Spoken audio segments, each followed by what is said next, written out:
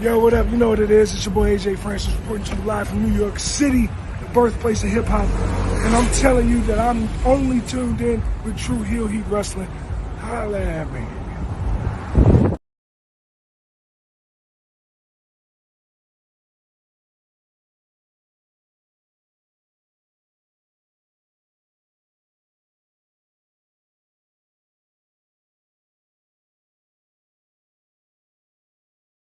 Hello everyone, it's the hardcore legend Mick Foley wishing a nice day to everyone there, right there at Tru Heel Heat. Yeah!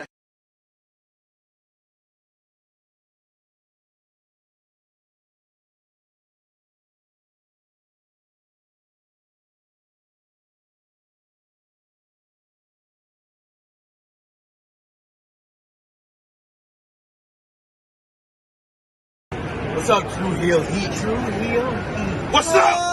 Tru Heel Heat. All hands is on me.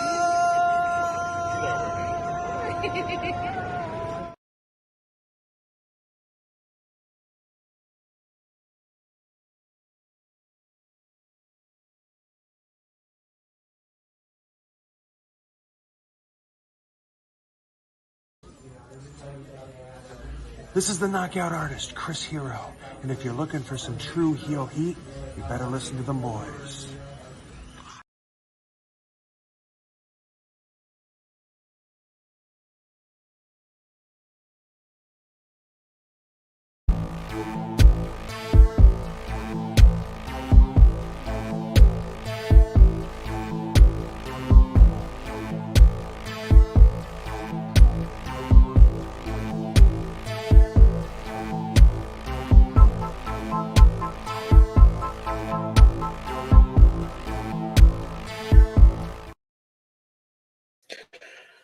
Another week in pro wrestling is in the book, so you know what time it is. It's Saturday morning. It's time for the number one podcast when it comes to covering the entire wild world of professional wrestling. It is the Tru Heel Heat flagship podcast, the Saturday morning cookout, and we got a lot to discuss coming off the heels of last weekend's AEW Wrestle Dream, the end of the American Dragons full-time career. Jon Moxley and the Blackpool Combat Club are taking over AEW. So who is going to be our savior over in WWE? There's been reports back and forth.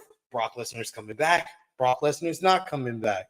Is he a creep? Yes. Oh, I'm sorry. I wasn't supposed to answer that. I was just supposed to say the questions. But we're here to talk all about this week in pro wrestling. Plus, Zack Sabre Jr. is our new IWGP World Heavyweight Champion. But the shooter is getting the shot at Wrestle Kingdom. You heard it here first.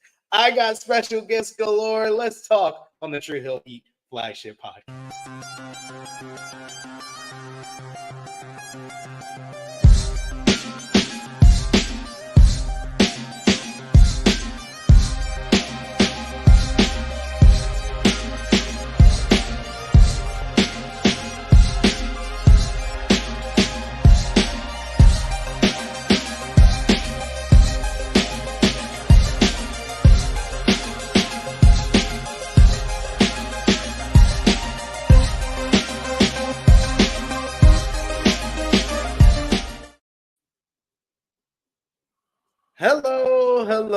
Hello. It is me, your Tru Heel Phenom SP3. We are live on the Tru Heel Heat YouTube, Facebook, and Twitter for Tru Heel Heat 299. Last of the American Dragon and Beast.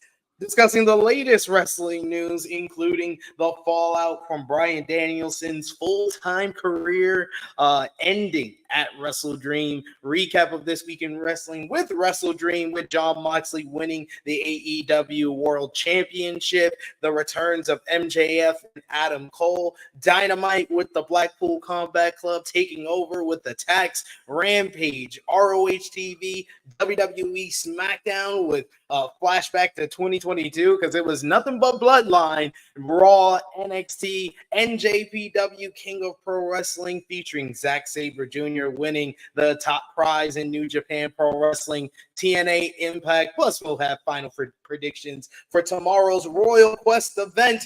And no, I am not joined by the princess of all the true heels, Miss Chrissy Love. No, I am not joined by the true draw, Josh. I am joined by one of my favorite people to talk some graps with in this wild world of professional wrestling. Hasn't been on the channel in quite some time since he was predicting accurately Zack Sabre Jr. to win the G1 Climax tournament, and now he's the champion. So I had to bring him back. You see him on Fight Game Media. You see his interviews on Fightful, Wrestle Periods, everything in between. Scott Edwards, Scott E. Wrestling is back with us.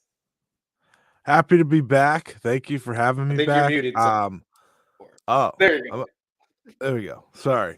Thank you for having me. No, you're good. You're obviously. Good now. You're good. All right. Love being here. And it's not necessarily a victory lap when it comes to Zack Sabre Jr. because we're way past the G1 win and we're here, but he is now world champion, so it feels like a double victory lap. It was always gonna happen, SP3. I had no confidence Gato would do the right thing.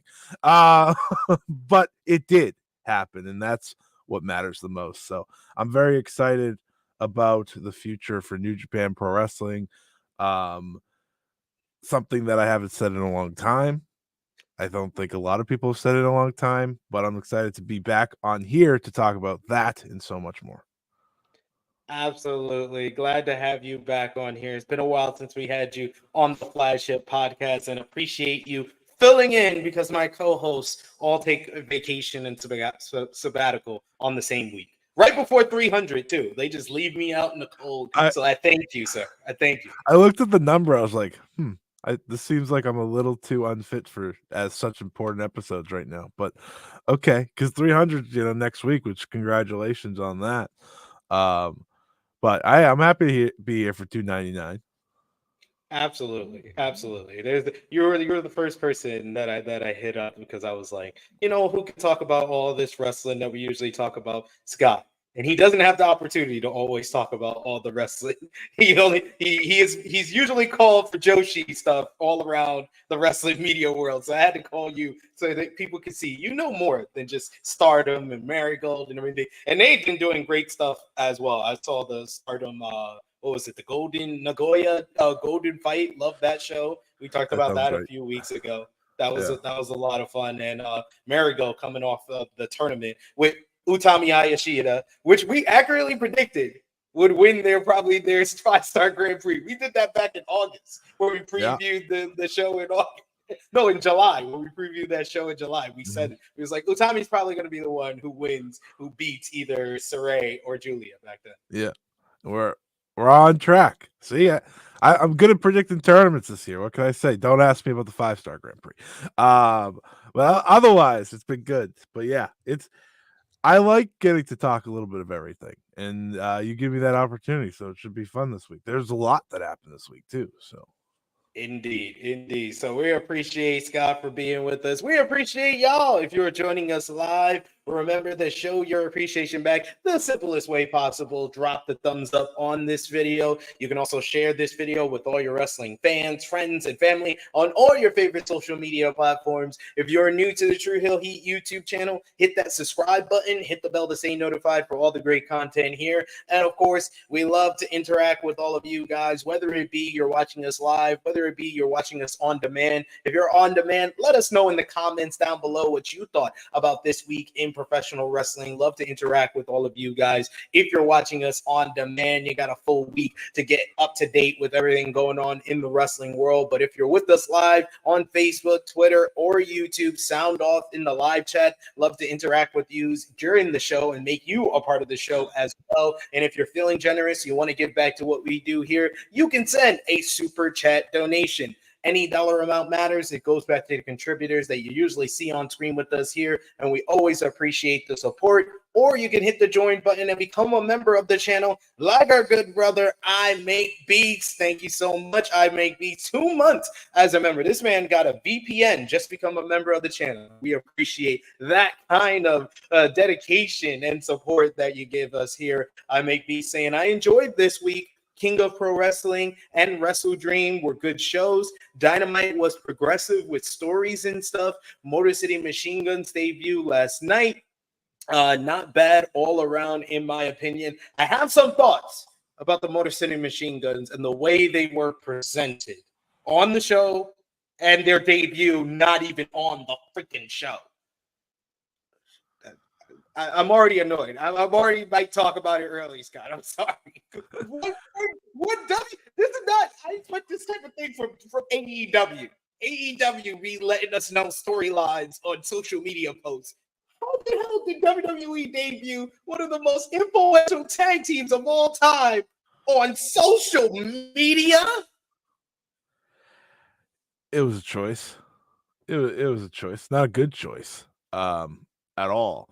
In my opinion, when I saw the video, I was like, "Hold on, what you do all these videos to like get people excited for this, and then you're just like, they're here," and it's like, all right, sure, you couldn't just have done like, oh, we have 2 teams and a mystery team. You couldn't have just done that, in your announcements for SmackDown.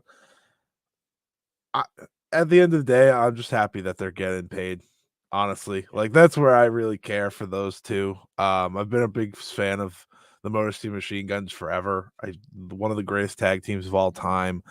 They could go down as one of the most underappreciated tag teams of all time when it's all said and done in terms of just the worldwide wrestling audience. But I'm hoping this WWE run at least gives them that respect. Watching them in the ring, in a WWE ring, was like a very weird thing for me. Because I was like, I've watched these guys have fantastic matches through the years in TNA and Ring of Honor, and watching them do this in the big WWE sphere is odd. But the funniest part was just like seeing how it doesn't matter what the stage is. They're just going to do what they've done for 20 plus years and get paid. Their theme song sucks, which compared to what they usually have, that was my biggest problem. I think watching it, I was like, you can't go from that incredible theme to whatever this thing is. And their new T-shirt also sucks. Rat-a-tat-tat. What? I was like, what is going on? I am with you. Even when I saw how they debuted them on the YouTube video and social media, I was like, I'm just happy that they're here and that they're getting the big payday. They've worked so hard for this, one of the greatest tag teams of our generation. But it's just like, Jesus Christ, WWE! Like, did y'all not have a conversation with them, or is this their idea and then Triple H didn't advise them on a better way? I don't know. It's weird. They just really wanted to showcase the 2023 Bound for Glory main event in a video before the show. That's what they really wanted to do. They wanted all this and Alex Shelley in a video together, and I was like, that's weird. But yeah, again, in all seriousness, I mean, there's a real chance they're just going to give these two the tag belts right off the rip, and I think that's pretty insane. But I'm also so we could talk about how they debuted and whatnot, but I'm just happy they're not in NXT because there's no reason these two had to be in NXT. Agreed. And, that's probably the biggest plus, the biggest positive here. Like, yeah, they could have went down there and been like player coaches and whatnot, but it's to me, I always thought the same thing would happen to them. What happened to Samoa Joe once upon a time when they brought Samoa Joe in to be a player coach, and they're like, "Oh shit, this guy's way too good just to be a player coach," and they didn't even have to. They didn't have to go through the NXT part. They were just like, "This that would be pretty stupid if we just had them there." Yeah, but I'm happy for them. They could have done things better, and they, being WWE, not the Motor City Machine Guns, they did their jobs perfectly. And in time, they got the crowd on their side, which is that's what they're gonna do. I didn't expect them to get like this, game-changing, gigantic pop. But by the end of the match, the crowd loved them, and that's what matters. That's all that matters at the end of the day. We do have in the chat here another super chat donation. Thank you so much, Vala B. Always one of our big supporters in the chat. He said, I did say it was a quiet week, but it's also because I've kept away from all the discourse. I'm sure you will prove me wrong. Yeah, it's never a quiet week in pro wrestling. I think we've all learned that lesson. And Vala B also adds, hey, it's Walker Stewart. I mean, Scott E. I can see how you would get that confused. We also he's a lot more call me talented Mr. than he did before, to be fair. This is true. This is true. He's going up the list as far as the best commentators in the game, coming off the heels of his performance at King of Pro Wrestling too. We got call me Mr. Banda, who says, "What's up, Walker?" Scott E. I love how everybody's in on the joke. It's just a joke that I can't fight. The funny thing is that I can't fight it. I get nothing. Blue Ranger Chris saying shout out the Tru Heel fam and all the Londoners locked in, especially. Yes, I am here in England, but I'm going to Royal Quest tomorrow, so I'm not all locked in. But we appreciate y'all locked in on the podcast. And we got I Make Beats with a super chat donation. Thank you so much, I Make Beats. He says, SB, good to see you on Coexisting last night. Yes, always, like I said, on Coexisting, always will come through for Rob Wilkins and Maggie over there on their show. Check it out. Came in to talk some ZSJ winning the IWGP World Heavyweight Championship. And we got Balabi who says the theme is fine. It's just not as good as the Motor City Machine Guns theme. And that's the problem. When it's not the Motor City Machine Guns theme, it makes it bad. And watching them come out to it hurt me. It's like I'm singing in my head the song, and I'm like, oh, this is just not it. I don't even remember what the theme is. That's a funny thing. Like the new one. It sounds like every other theme. Yeah. That's also, I think that might be worse than like an objectively bad theme. I mean, there's nothing worse than Braun Breaker's theme that he had before this one, which it was just noises. It was just noises on repeat, and it felt like my 4-year-olds were playing one of those Fisher Price pianos that have a whole bunch of sounds on it. But as bad as a bad theme can be, a boring one that feels like all the other ones can be just as bad.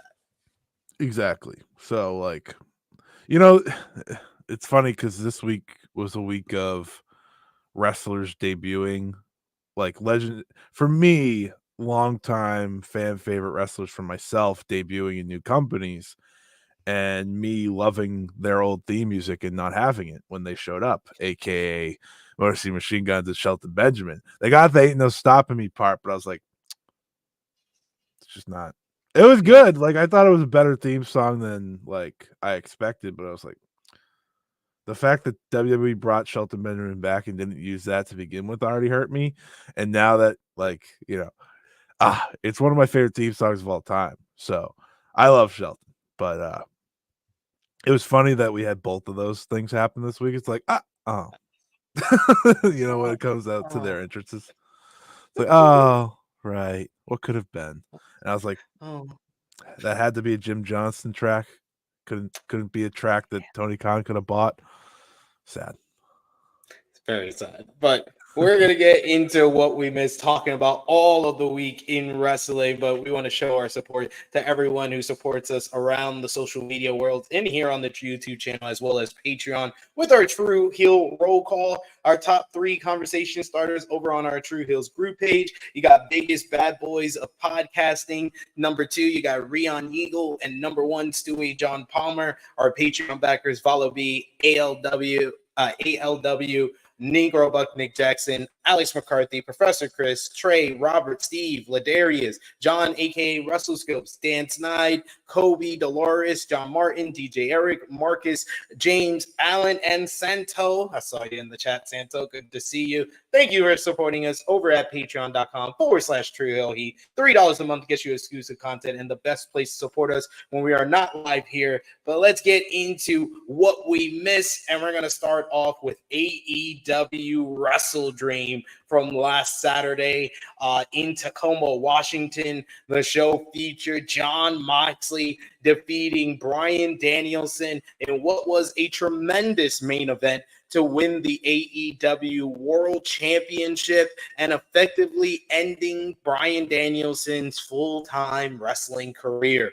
Post-match, you had the Blackpool Combat Club look on the verge of beating up Bryan even more, pulling out the plastic bag. Wheeler Yuta and Darby Allin came out for the save, only for Wheeler Yuta to turn heel and attack Darby, and then get the plastic bag himself to start suffocating Danielson in front of his home state with the plastic bag, while the BCC held back the rest of the roster. And the show concluded with the baby faces, including Darby Allin, Orange Cassidy, looking on as Bryan was stretchered out after Claudio stomped the chair around his neck. It was one of the saddest and most emotionally driven endings to an AEW pay-per-view ever. But before all of that, we had another Will Ospreay Match of the Year candidate. I feel like a broken record at this point, but this was really a showcase for Konosuke Takeshita, who beat Will Ospreay and Ricochet in an incredible three-way bout to win the AEW International Championship, thanks to an assist from Kyle Fletcher, who finally turned on Ospreay by hitting him in the head with the callus, the screwdriver, and helping Takeshita gain the victory, his first singles gold in AEW. Mark Briscoe pulled out a miracle, as he actually had a good match with Chris Jericho. I know, I've never said that. That's the opposite of a boring record. Special wrestler that Mark Briscoe is. Special wrestler indeed. He retained the wrestler of the year just because of it. He might get a ride. Yes, he should get a ride right there. He avoided Jericho from what would it be? Like 8 pay-per-views straight where he had the worst match on the show. The only one that he didn't was All Out because he wasn't on it. But Mark Briscoe pulling out the win. A good recipe for pay-per-views. Sorry, continue. To retain the Ring of Honor World Championship in what I thought was probably the most underrated match of the night. Switchblade Jay White beat Hangman Adam Page in what I thought was an excellent opener to the show. Just the story and the layout, the psychology of Jay White. He's adapted so well to being a babyface. Meanwhile, after that matchup, you had Mariah May defeated Willow Nightingale in a great match to retain the AEW Women's World Championship. Then you also had Hologram beat the Beast Mortos in a very fun 2 out of 3 falls matchup on the show, showcasing the Lucha Libre stylings for their new deal on Fox Sports in Mexico. Darby Allin defeated Brody King in what I thought was a splendid David versus Goliath sprint. The Young Bucks beat Private Party in another great bout to retain the AEW World Tag Team Championships. Jack Perry beat Katsuyori Shibata to retain the TNT Championship. But the post-match is what everybody was talking about here, as Perry attacked Shibata until Daniel Garcia came out to make the save, only for the returning MJF, who took advantage of Perry attacking Garcia from behind and was about to hit him with a brand new Dynamite Diamond Ring until the returning Adam Cole, baby, came out, ran down to the ring, showing that he's recovered from his serious ankle injury and made the save for Garcia in a great pop that he got from the Tacoma crowd. Very noteworthy, very great show. I think top to bottom, there had to be about anywhere between 6 to 7 great matches on this show. This was, even though I went going in, and I said it last week on last week's show, I thought that WrestleDream had the weakest build of any AEW pay-per-view this year.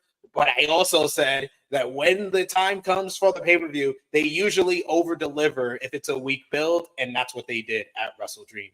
Any thoughts on the WrestleDream card, top to bottom, and bigger thoughts on Bryan Danielson's full-time career coming to an end and the ending of the show? Yeah, that was.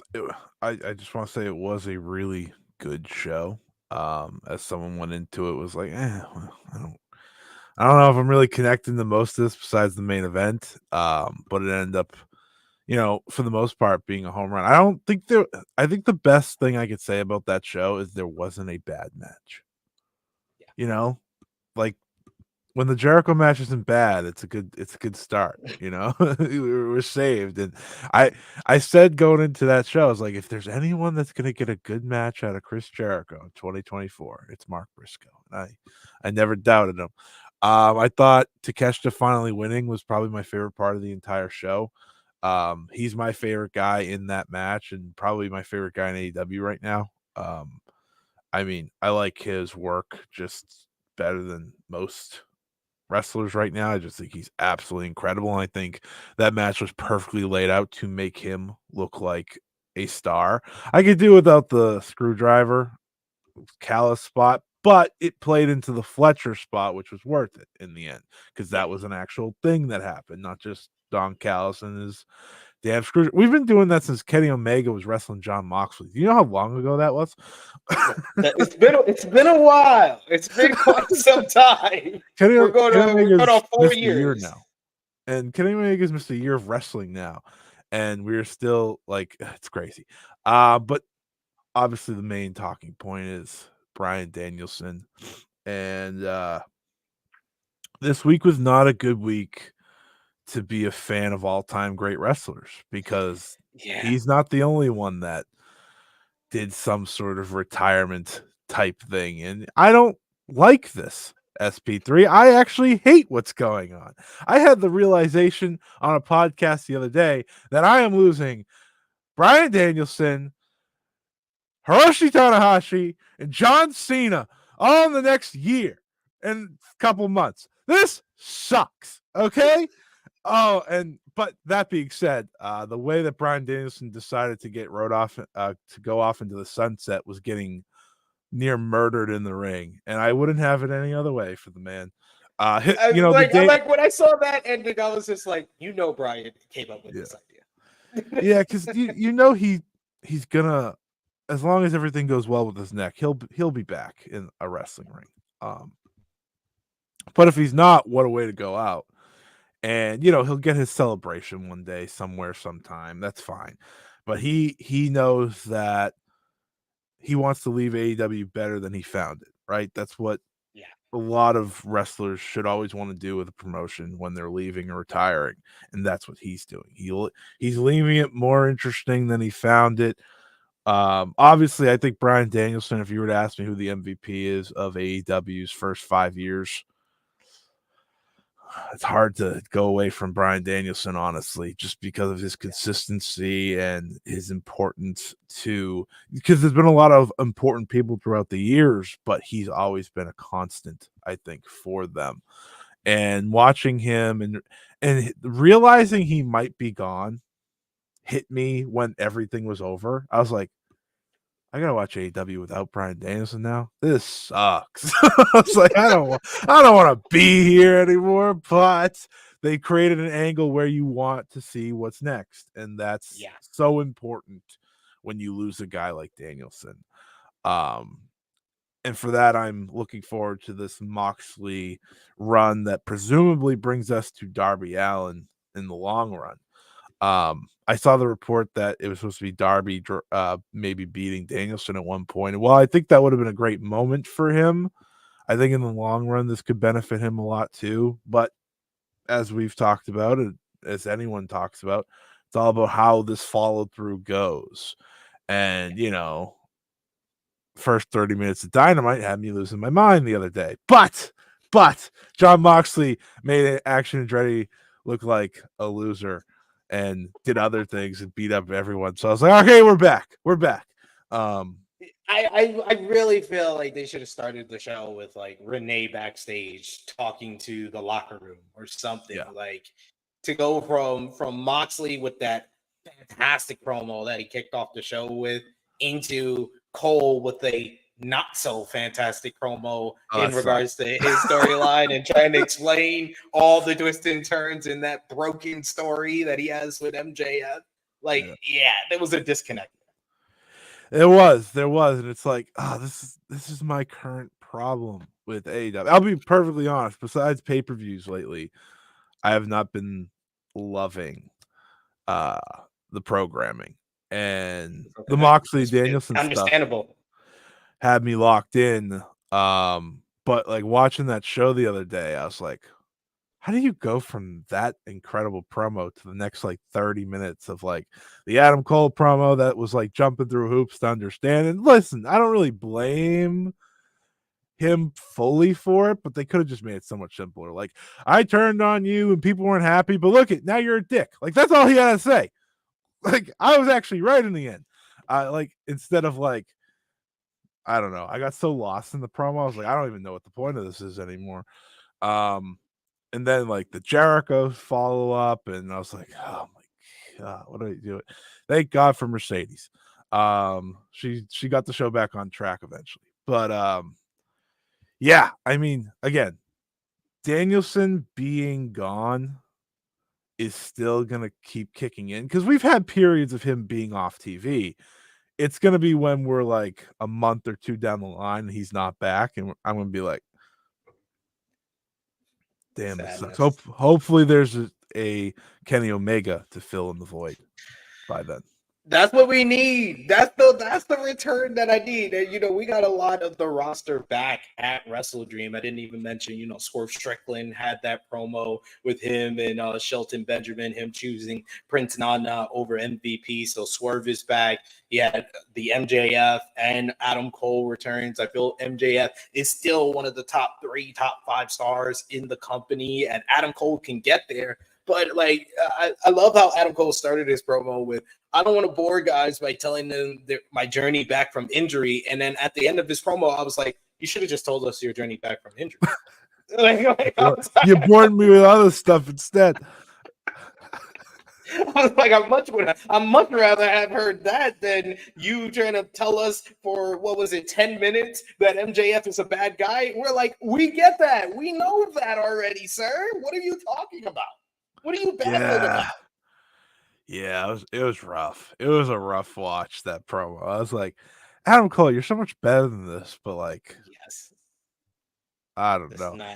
Adam Cole in AEW is a real study for me because, like, besides like a month or two of that MJF stuff, it's been rough. Unfortunately, you're kind of right. You're kind of right. It hasn't I was always a big Adam connected. Cole guy. I was once upon a time. It just hasn't always connected, and it's a lot of unfulfilled stuff because of injury. Like, I feel like they could have finished off, and it would have been like this kind of staple rivalry in his career if he doesn't jump off that ramp at Grand Slam last year with him and MJF, of how hot and how over they were at that time. And if they would have played out the double storyline with him being healthy, maybe that would have been a big moment for him, and Undisputed Kingdom would have been the top faction going into 2024. Then even before that, when he got his concussion at Forbidden Door 2022, that came off the heels. After that, he freaking turns on the Young Bucks, and you get the Undisputed Elite. You could have done Elite versus Undisputed Elite, but he's still hurt. Bobby Fish only had like a couple of months left. You're left with Kyle O'Reilly, and it's just like Roderick Strong doesn't come for another year. So that was unfulfilled. And then how they brought him in with the rivalry with, first with Jack Perry and that stuff, that was fine. But then the Orange Cassidy feud, because they was like, oh, it's a lights out match, so it doesn't count that he lost. But he lost. He shouldn't have lost. He should have won that. So because he was going to be the next challenger for Hangman Adam Page. Like, they have like stumbled out of the starting blocks every single time when they start something with Cole. Yep. Maybe that's why continuing this, even if it doesn't make sense, is the way to go. Just so, like, you don't start something up again.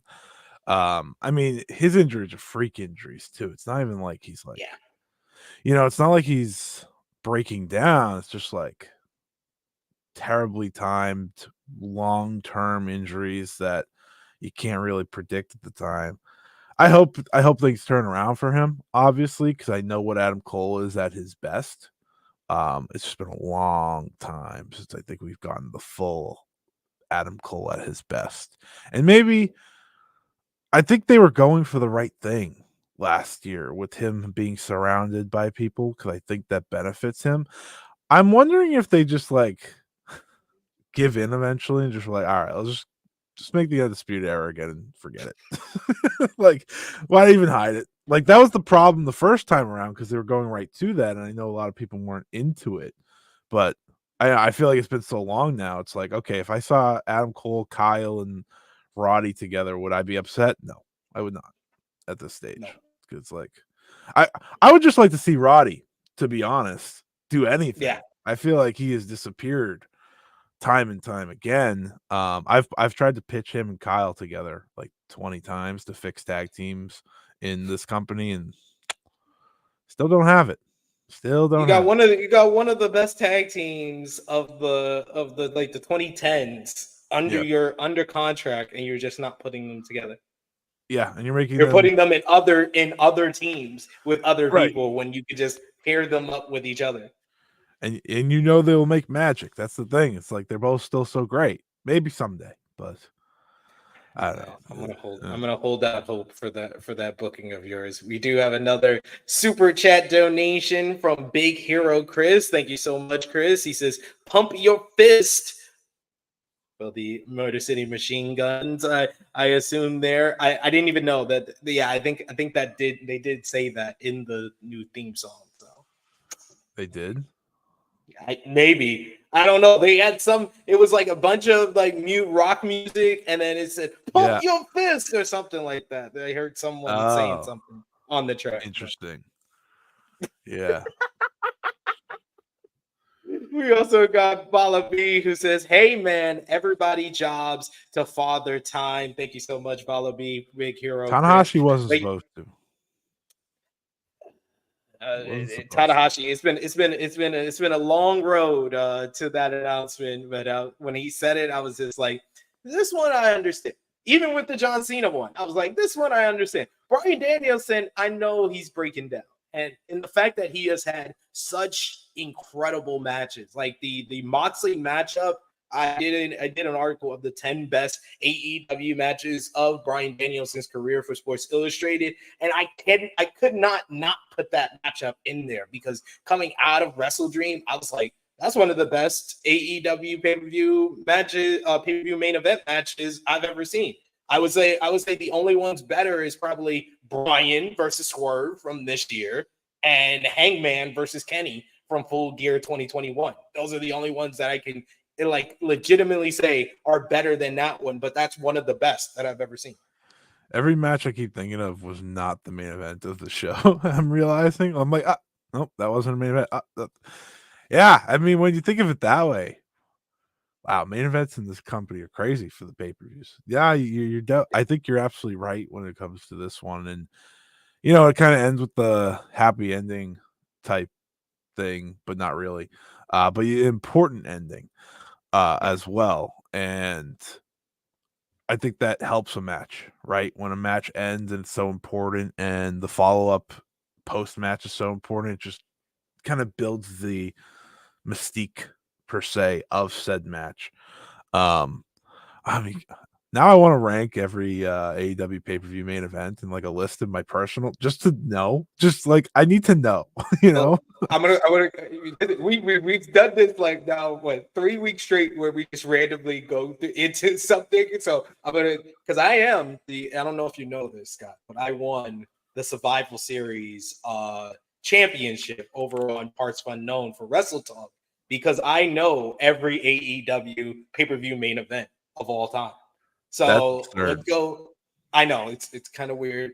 I have kids, so I shouldn't remember all this. But let's go back to 2019. You can stop me if I get something wrong. Right. 2019, Double or Nothing. 2019 was Kenny versus Jericho, which I thought was a very good to great match. Yeah. I know because I won Survival Series, and my one strike was because I don't count the shows were not really pay-per-views because they were for free, but they call them still pay-per-views of Fyter Fest, which was Those Jon aren't Moxley pay-per-views. versus Jon Moxley versus Joey Janela, and then Fight for the Fallen, which was the Young Bucks versus the Rhodes Brothers. Mm-hmm. Then you have All Out 2019, which was Jericho and Hangman. Uh-huh. Then you got Full Gear 2019, which was Kenny versus Jon Moxley, the Lights Out match, which is probably my favorite Jon Moxley versus Kenny Omega. Still, even though I know I'm weird for that because that is one of the most violent matches in AEW history. I can't believe you remember all these. Then you got Revolution 2020, which was Moxley versus Jericho. There's a lot of Moxley main events. Holy. Yo, Moxley is the ace for a reason. You got Double or Nothing 2020, which was Stadium Stampede, the Elite versus Matt Hardy. Jericho. I was going to call them Jericho Appreciation Society, but it was Inner Circle. Yeah, Elite and Matt Hardy. Same thing. The Inner Circle. Exactly. Then you have, I think it's next is All Out 2020. That show stunk. That's the worst one. It's between that and World's End 2023. Those are the two worst. Those are like the exception to the rule that AEW always has good to great pay-per-views. All Out 2020, which was the only great match that I think was on that show was MJF versus Jon Moxley. Then you have Full Gear 2020, which was Jon Moxley versus Eddie Kingston. Then you have Revolution 2021, which was the exploding barbed wire death match of Jon Moxley versus Kenny Omega. Double or Nothing 2021, which was Inner Circle versus the Pinnacle in Stadium Stampede. Pinnacle. Exactly. The Pinnacle. Do you think they've learned if you put Wardlow in a faction, it's going to fail? I think that is a good equation. Wardlow plus faction never goes well. Then you have I think it's All Out 2021 because I always try to remember. I was like, when did Full Gear come where they separate Double or Nothing and All Out? But I think it's All Out next. All Out 2021, which was Omega versus Christian. That's crazy. But yes, you're correct. You got Full Gear 2021, the aforementioned Omega versus Hangman. You got then it's Revolution 2022, which was Hangman versus Adam Cole. Hey, let's go, Adam. Then you got Double or Nothing 2022, which was Hangman versus CM Punk. Then you have Forbidden Door 2022, which was Horseshoe Tanahashi versus Jon Moxley. Then you have All Out 2022, which I believe, the horrifying. The Elite versus CM Punk and Nate Steele, actually. The real main event was the All Out Gross Media Scrub, but the actual main event technically was CM Punk versus Jon Moxley. Then you have Full Gear 2022, which was MJF versus Jon Moxley again. Then you go to 2023 Revolution. That's the one. I would put MJF versus Bryan Danielson. Iron Man. This one was great. Ahead of Moxley and Bryan. I would say that's 3, and then Moxley and Bryan would be 4. Then you have I just need to say, when you had this take at the beginning of all this, I was like, is that true? And then as I'm reading through these, you are looking more and more right, my friend. It's top 4. It's top 4. Yeah, it's all about Rushmore. It's all about Rushmore. Then we have Double or Nothing 2023, which I believe was Anarchy in the Arena, Blackpool Combat Club versus the Elite. Then you have Forbidden Door 2023, which was Bryan versus Okada. That could have been so great if Okada didn't hit that elbow drop. Then you have All In 2023, MJF versus Adam Cole. That could be in the top 10. That's in my top 10. I think that people Well, there's a bad lot of like ones here, so yeah, I mean I'll allow it. Then you have All Out 2023, which was Moxley versus Orange Cassidy. That might be top 5. Yeah, that might be right behind Bryan and Moxley. Then it's Wrestle Dream. I always forget Wrestle Dream is in between all of this. Wrestle Dream, Darby Allin. Happened, so Darby Allin versus Christian, but the real main event, Adam Copeland debuting in AEW. Yeah, that's a top 10 one. That's a top 10 one for sure. Just that Darby step shot. Next match is the one that pisses me off. Full Gear 2023, FJF and Jay White. The worst night of my life. World's End 2023, MJF and Samoa Joe. Then Revolution 2024. This is okay. Now this might be in the top 5 too. Yeah. Sting and Darby Allin versus the Young Bucks. Yeah. This is like Revolution 2024 is not only one of their greatest shows ever, but like that end and everything about it, it's perfect. I think Revolution 2024 is one of their best shows ever. I honestly do. Being there live, like other than the what was supposed to be Meat Mayhem or Meat Madness, there wasn't a bad match on that show. Meat Madness. And that 6-way scramble was just kind of boring. It was fine technically, but it was just boring. No, you're right. It was a great show. Then Dynasty is Swerve and Samoa Joe. Double or Nothing is Anarchy in the Arena, Elite versus Team AEW. Then Forbidden Door this year was Swerve and Ospreay. See, that's another one. Damn. Bryan and Moxley is now top 10. Yeah. I'm sorry. The Sting retirement and Swerve and Ospreay. Yeah, that's top 5. This year's had a lot of great main events. This has been the best year for pay-per-view main events for them. And it's been their best year business-wise for pay-per-view. So that's on the back of a lot of great main events that they've had. Then it's All In with Swerve and Bryan, which I think is number 1. I don't know if anything will eclipse that for me. Bryan and Swerve is the number 1 best AEW main event I've ever seen, especially being tremendous. I think I'm in agreement with you on that. All Out, Hangman and Swerve, Lights Out, Steel Cage, and then Wrestle Dream, Bryan and Moxley. Wow, that's absurd. 1, that you knew all those, and 2, how many main events included Jon Moxley, and 3, way too many Stadium Stampede and Anarchy in the arenas. Way too many. They need to chill with that. I can't see another one at Double or Nothing next year. I'm grateful that Stadium Stampede was not on All In this year. So going over all of those, I would say Bryan and Swerve number 1. Number 2, Hangman and Kenny. Number 3, the Iron Man match. Number 3. Okay. Number 4, Sting's retirement. And no, I would put number 4 Swerve and Ospreay. Swerve and Ospreay, number 4 for me. Then Sting's and then Sting's retirement, number 5. And then Moxley and Bryan maybe at that 6 spot. All right, I think that's fair. That's fair. Yeah. That was what a list, huh? Whew. What a list. What a journey they've been on for 5 years. A lot of ones from this year. Yeah. A lot of ones this year. This year, you're absolutely right with that take. That this might be their best year ever with pay-per-view main events. It took Swerve. The answer, baby. Indeed. Speaking of the pay-per-view main event that we're just talking about, Wrestle Dream, a lot of news falling out from all of that. Bryan Danielson, of course, had the last match of his full-time career for AEW at Wrestle Dream last Saturday, and a new report had some details on his status going forward and more.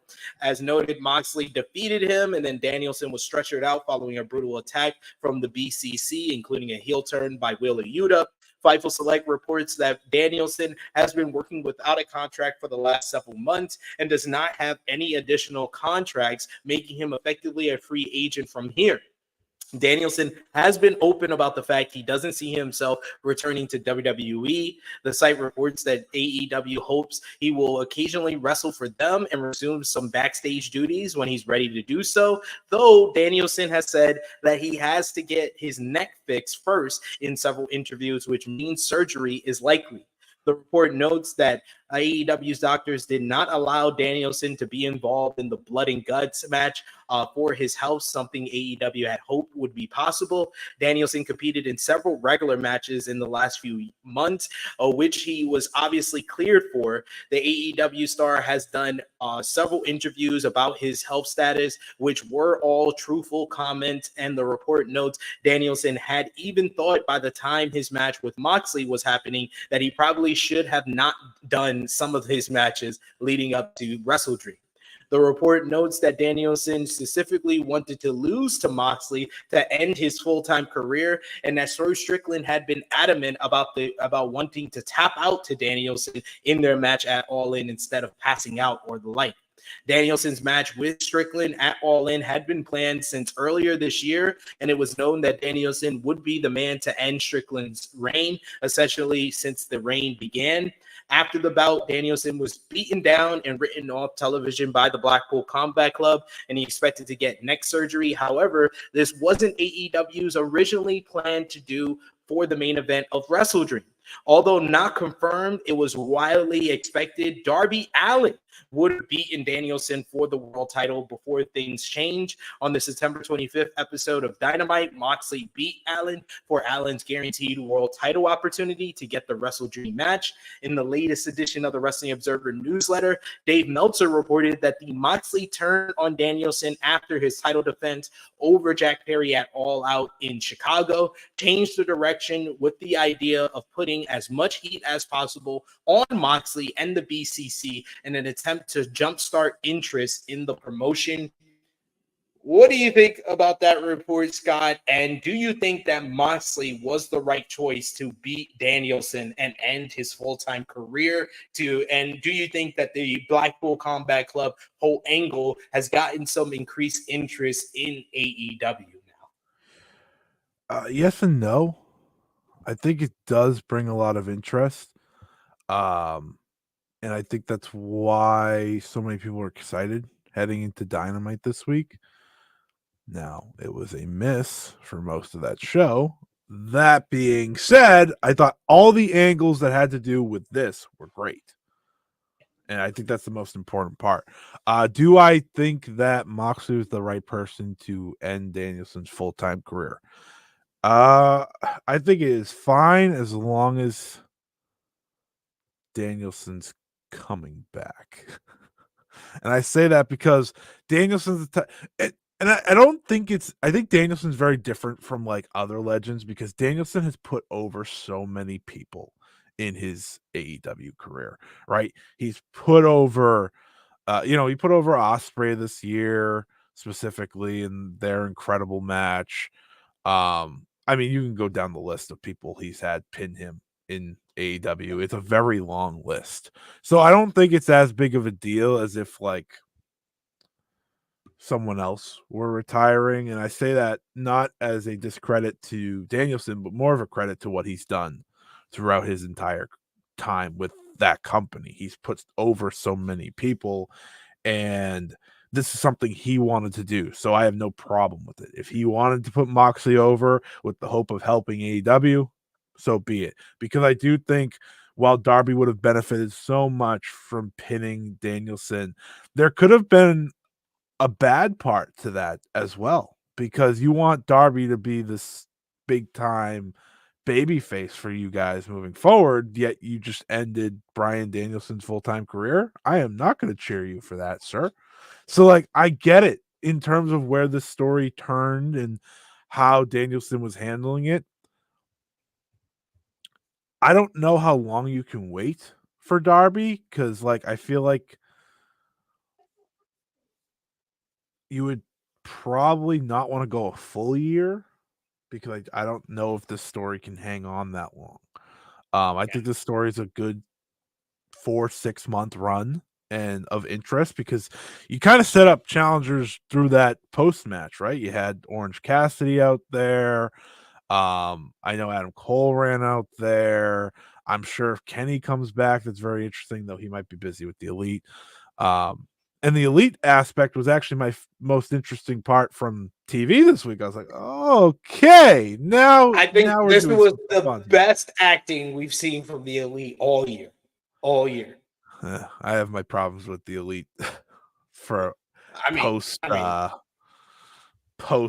everything that was so exciting, and then it was just so that Tony Khan could have a neck brace on. And then, yeah, we should mention, I mentioned it on a Ramble this week, that Wade Keller of PW George, I said it's not really a report. It was really rumor and innuendo that the whole reason the Elite storyline got dropped was because Tony Khan didn't even want in storyline for fans to believe that someone else was running the company. Then why is Christopher Daniels still here? Because he's just an avatar for fucking Tony Khan. I guess so. That's hilarious if that's true.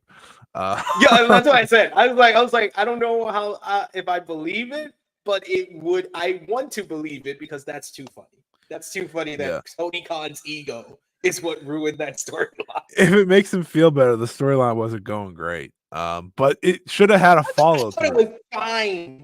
Up to Double or Nothing, and the fact that they didn't make Double or Nothing, the Anarchy in the Arena, have any stakes at all. It should have been, if the Elite won, they run the company. That's what they should have done. And once they didn't do that, and with Double or Nothing was through, it was like, yeah, this angle's pretty much done. And then they confirmed it on TV. And I think the other problem for that angle is Omega wasn't coming back anytime soon, and they had pivoted so close to that being in, and we're still seeing it now. We saw it in Dynamite this week. Like, that's where this is all going still. Just has nothing to do with who runs the company anymore. But just back to the Moxley Danielson decision. I do think Moxley winning and being the guy does make sense in the long term, hopefully to cause interest. And I don't think it's an immediate interest thing. I think in the long run, you will see how it does. We're going towards the end of the year. The Continental Classic's coming. That's going to automatically bring interest as well. So with that paired with what Moxley's doing, hopefully that kind of runs AEW upward moving into the new year. But I like the decision mostly because I thought about it. I was like, Darby beating Danielson would not have been a good thing. Like, he would not have been cheered. We're in 100% agreement. Like, I had people in our chat that was like, oh, why couldn't it be Darby? Because, there's this weird hate of Jon Moxley lately for some reason. Well, that's weird. I don't get it. But they was like, oh, why couldn't it be Darby? I was like, Darby Allin, regardless of if you're in Washington or anywhere else, would have got some type of booze beating Bryan Danielson. It needed to be a heel because Bryan Danielson is the consummate underdog babyface. And you can't have another underdog babyface beat him to end his career. Brian's going to be back. It's just the end of his full-time career. Yeah. But you needed to transfer that type of heat. And I immediately, when they did the promo to set up the match at Grand Slam between Moxley and Darby for the title shot, I was all clear on what they were doing. I was like, Darby loses to Moxley beats Bryan, and then Darby eventually is the guy who beats Moxley for the AEW World Championship. And I thought too, what was it, a year ago, that Darby should have probably been the one to end MJF's title run when he was a top heel. So you need a top heel to be the champion for when Darby finally wins it. And I agree with you. This is not a year-long storyline. This needs to probably end at Revolution. 1 year from Sting's retirement, Darby wins the AEW World Championship. Sting can come out for the celebration. Bryan with a neck brace can come out for the celebration, or he can come out if he's done with the surgery. He could fight off Wheeler Yuta and Claudio. That's why I enjoyed the post-match angle, because he does not just have an issue with Moxley for beating him. He has more of an issue with Wheeler Yuta for turning him. He is protege and Wheeler turns on him. And Claudio, he did a great promo on Dynamite the week prior on Title Tuesday, where he was like, Claudio, I've supported you in every promotion we've been in. We've been friends for 20 years. And Claudio's the one who stomps the chair after Moxley gives him the last right to kind of stretcher him out. So he has more of an issue in ready-made feud and matches with Wheeler Yuta and Claudio more than Moxley, where Moxley can be taken of and vanquished by Darby Allin. And that's why I love the follow-up on Dynamite of Darby Allin has been unreachable since for WrestleDream, because I said it on the WrestleDream review. I was like, the whole look on Darby's face told the story. This man blames himself, because if he wasn't overzealous, if he wasn't about fighting bullies with knives in their hands on buses like Jon Moxley, he wouldn't have put his title shot on the line. Moxley wouldn't have won the title shot to then beat Bryan and end his full-time career. And then he should have saw Wheeler Yuta turning coming. So he has multiple reasons to blame himself for what happened to Bryan. So it's great storytelling that Darby's going away. And Jimmy McIntyre said it on our AEW Dynamite review. He was like, I've seen this before. This is Sting versus the NWO. And yes, sometimes what's old is new again.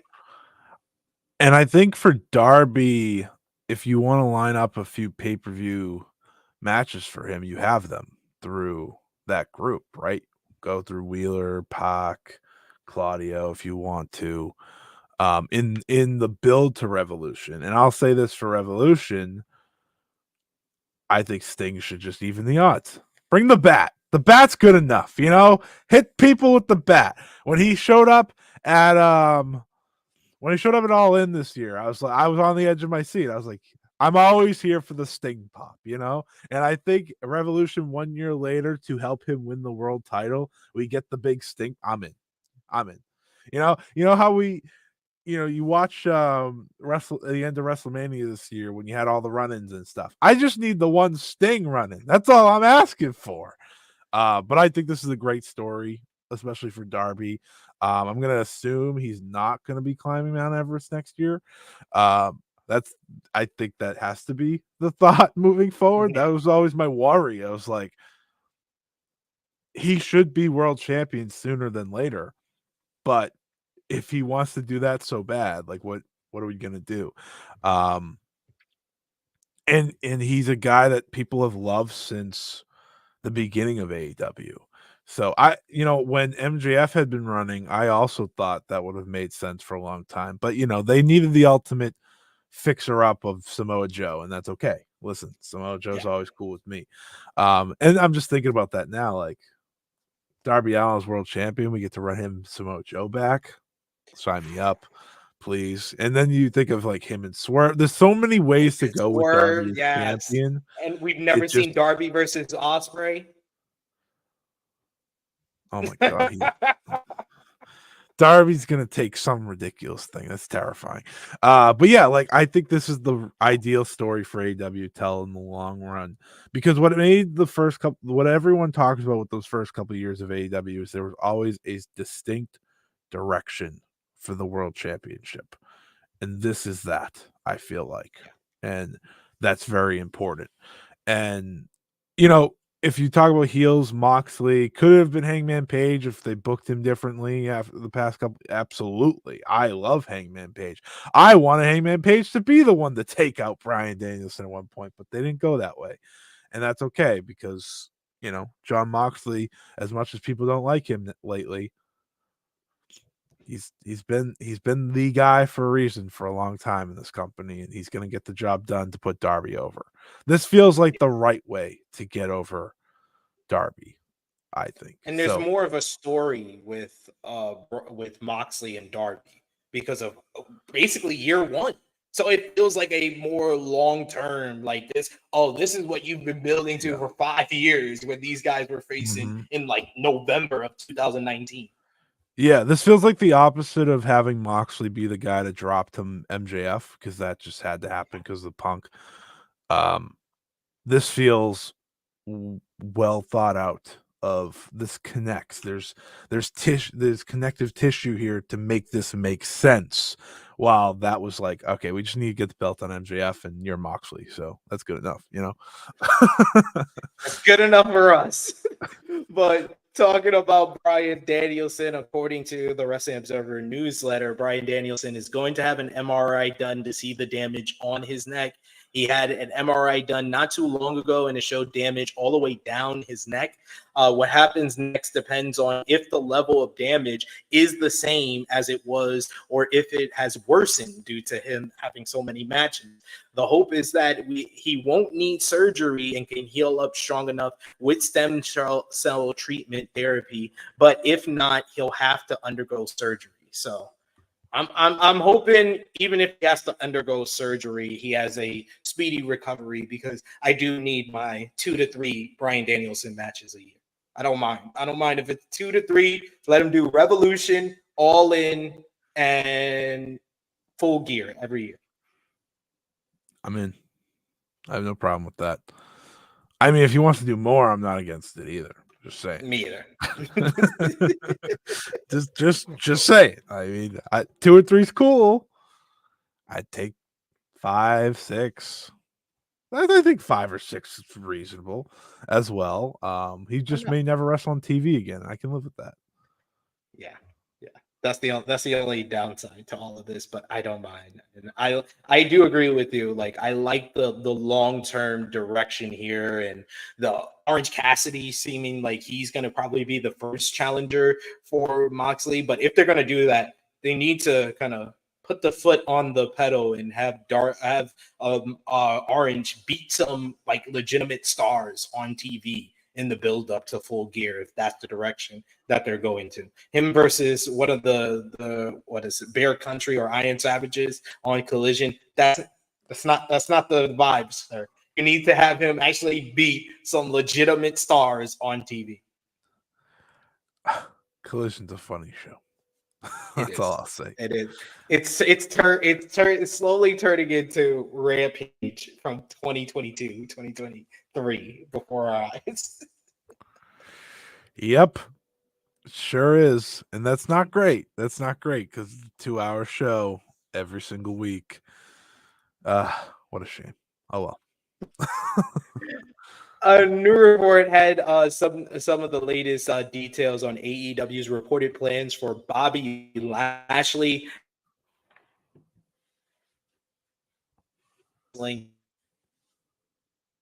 Lashley debut at WrestleDream last Saturday. Fightful has reported that he was not at the show.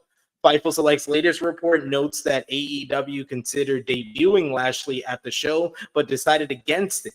Sources noted that such a debut would have likely ended with Strickland attacked, and wish Bryan Danielson suffering that fate to close the show. So it was not believed likely that the 2 beatdowns of hometown stars would have gone over well. As things currently actually is expected to debut in the coming weeks, and as expected, he will be once the show ended, especially with the way it ended with Bryan Danielson, being attacked the way he was, and considering the fact you had MJF and Adam Cole return on the show as well, I was 100% like, yeah, they made the right decision holding off on the Lashley debut, in my opinion. Yeah, I agree.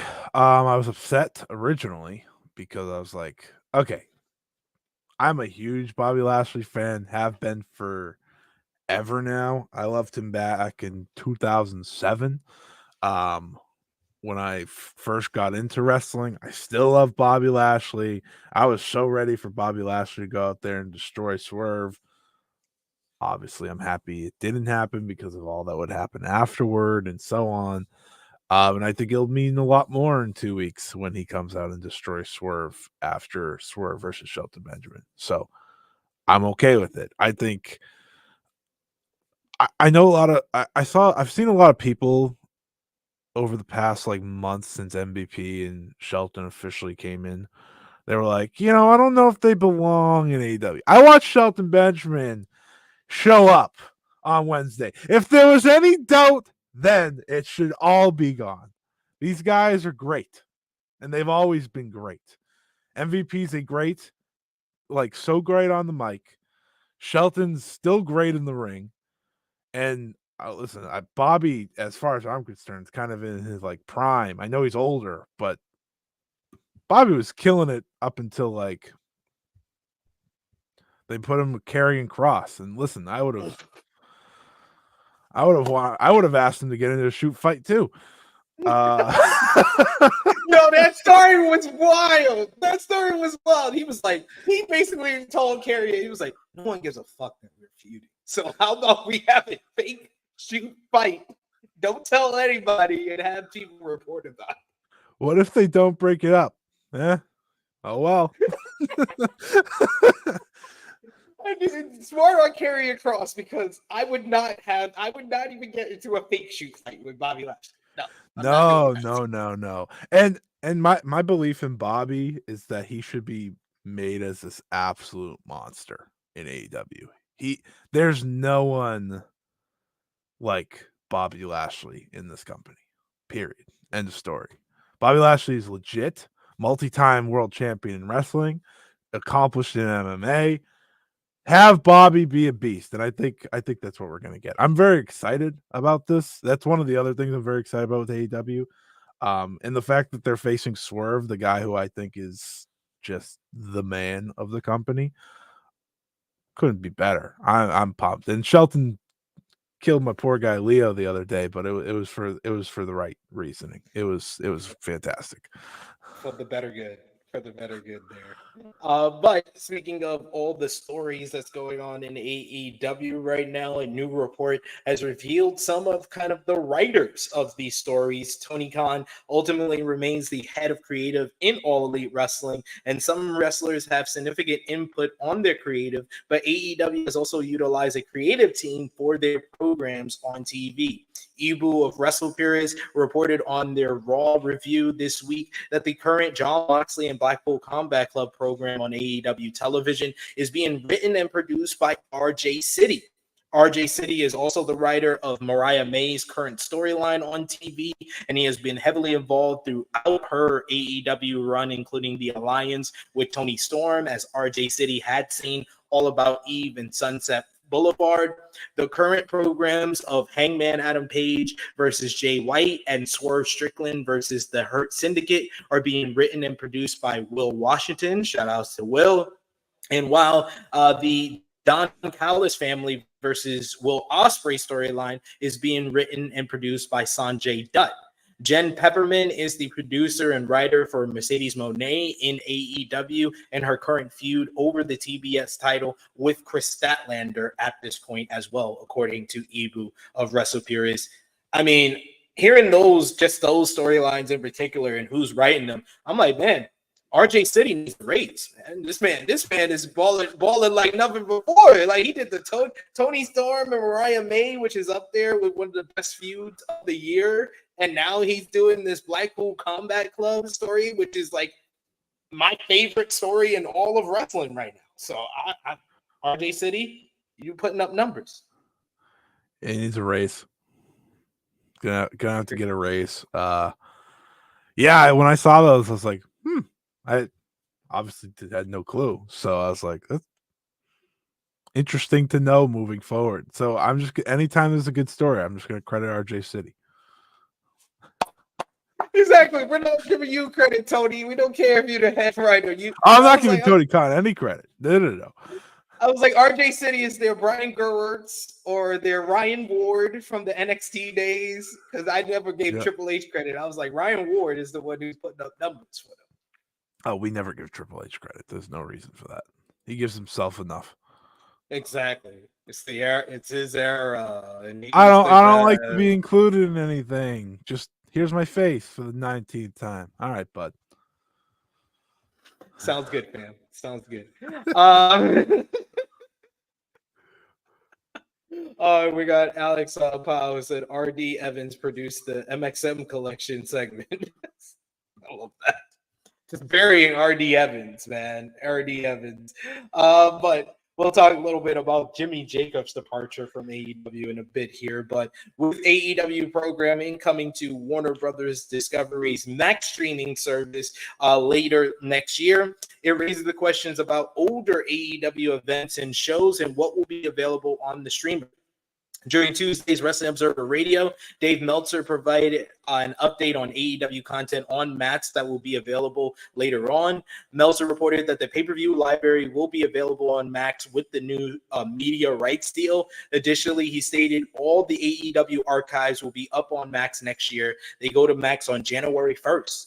Meltzer noted that the entire archive won't be available on Max immediately. Meltzer continued, they will be slowly rolled out, as will the pay-per-views will be slowly rolled out, but in time, yes, the entire library will be on the Max streaming service. As previously noted, all Elite Wrestling pay-per-view events will also stream live on Max later next year for a discounted rate, so you could be like XP3 and know all the pay-per-view main events in order. I just want to see all the good matches from the past, so that works for me. That's fine. It's nice to finally have a spot for that. That's like the biggest win of the deal for me. I mean, everyone could celebrate the money that they got, blah blah blah blah blah. I get to watch the old stuff, which is great. I get to watch the old matches that I haven't seen since they happened, essentially, in an easier fashion. I mean, obviously I could find them, but it'll be nicer to watch it on there. So that's great. That's great news, and especially with like the TVs too. That's been the biggest missing thing, because you could find pay-per-view, or if you bought the pay-per-views, you own them on Fight or whatever. But the TVs have been the most difficult part, so that's great to see. Yeah, absolutely. I'm looking forward to them coming over to the Max streaming service. And as well, AEW Dynamite will be streaming live on Max as well as being on TBS. But that brings us to AEW Dynamite this week. The show did 633,000 viewers back on Wednesday, up from last week's horrible number that they did on Tuesday night, but still below par for what they've been doing. The show featured Jon Moxley cutting a masterful promo after ending Bryan Danielson's full-time wrestling career, and after winning the AEW world title. Everyone works for him now, he says.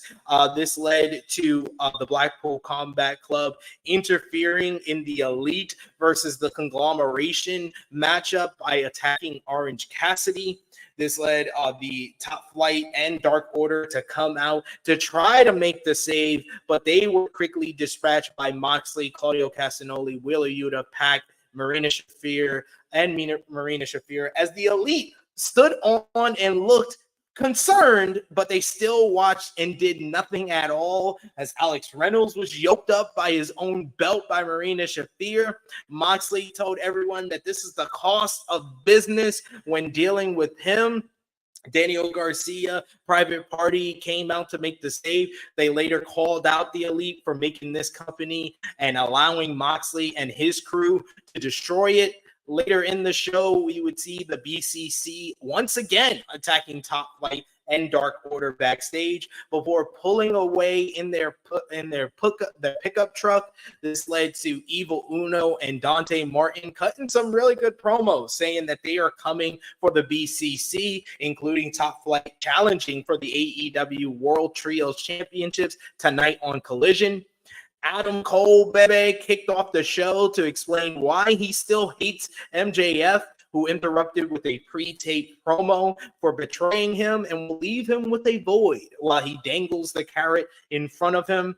You had Shelton Benjamin's AEW debut with a huge victory over Lio Rush in a damn good matchup. Lio Rush was bumping like Shelton Benjamin was Black Brock Lesnar. Mercedes Moné beat Queen Aminata in a good match to retain the TBS championship. You also had FTR picked up a win over the Learning Tree in a solid opener. Post-match, the Outrunners came out to celebrate. Don Callis family held a press conference where Konosuke Takeshita talked about elevating the AEW International Championship, and Kyle Fletcher wouldn't explain his betrayal of Will Ospreay. And finally, Christian Cage defeated Jay White in the main event that unfortunately had a botched finish featuring Hangman Adam Page and Kip Sabian. But we did end the night with this awesome meme face by Hangman Adam Page as he hid on the outside of the ring.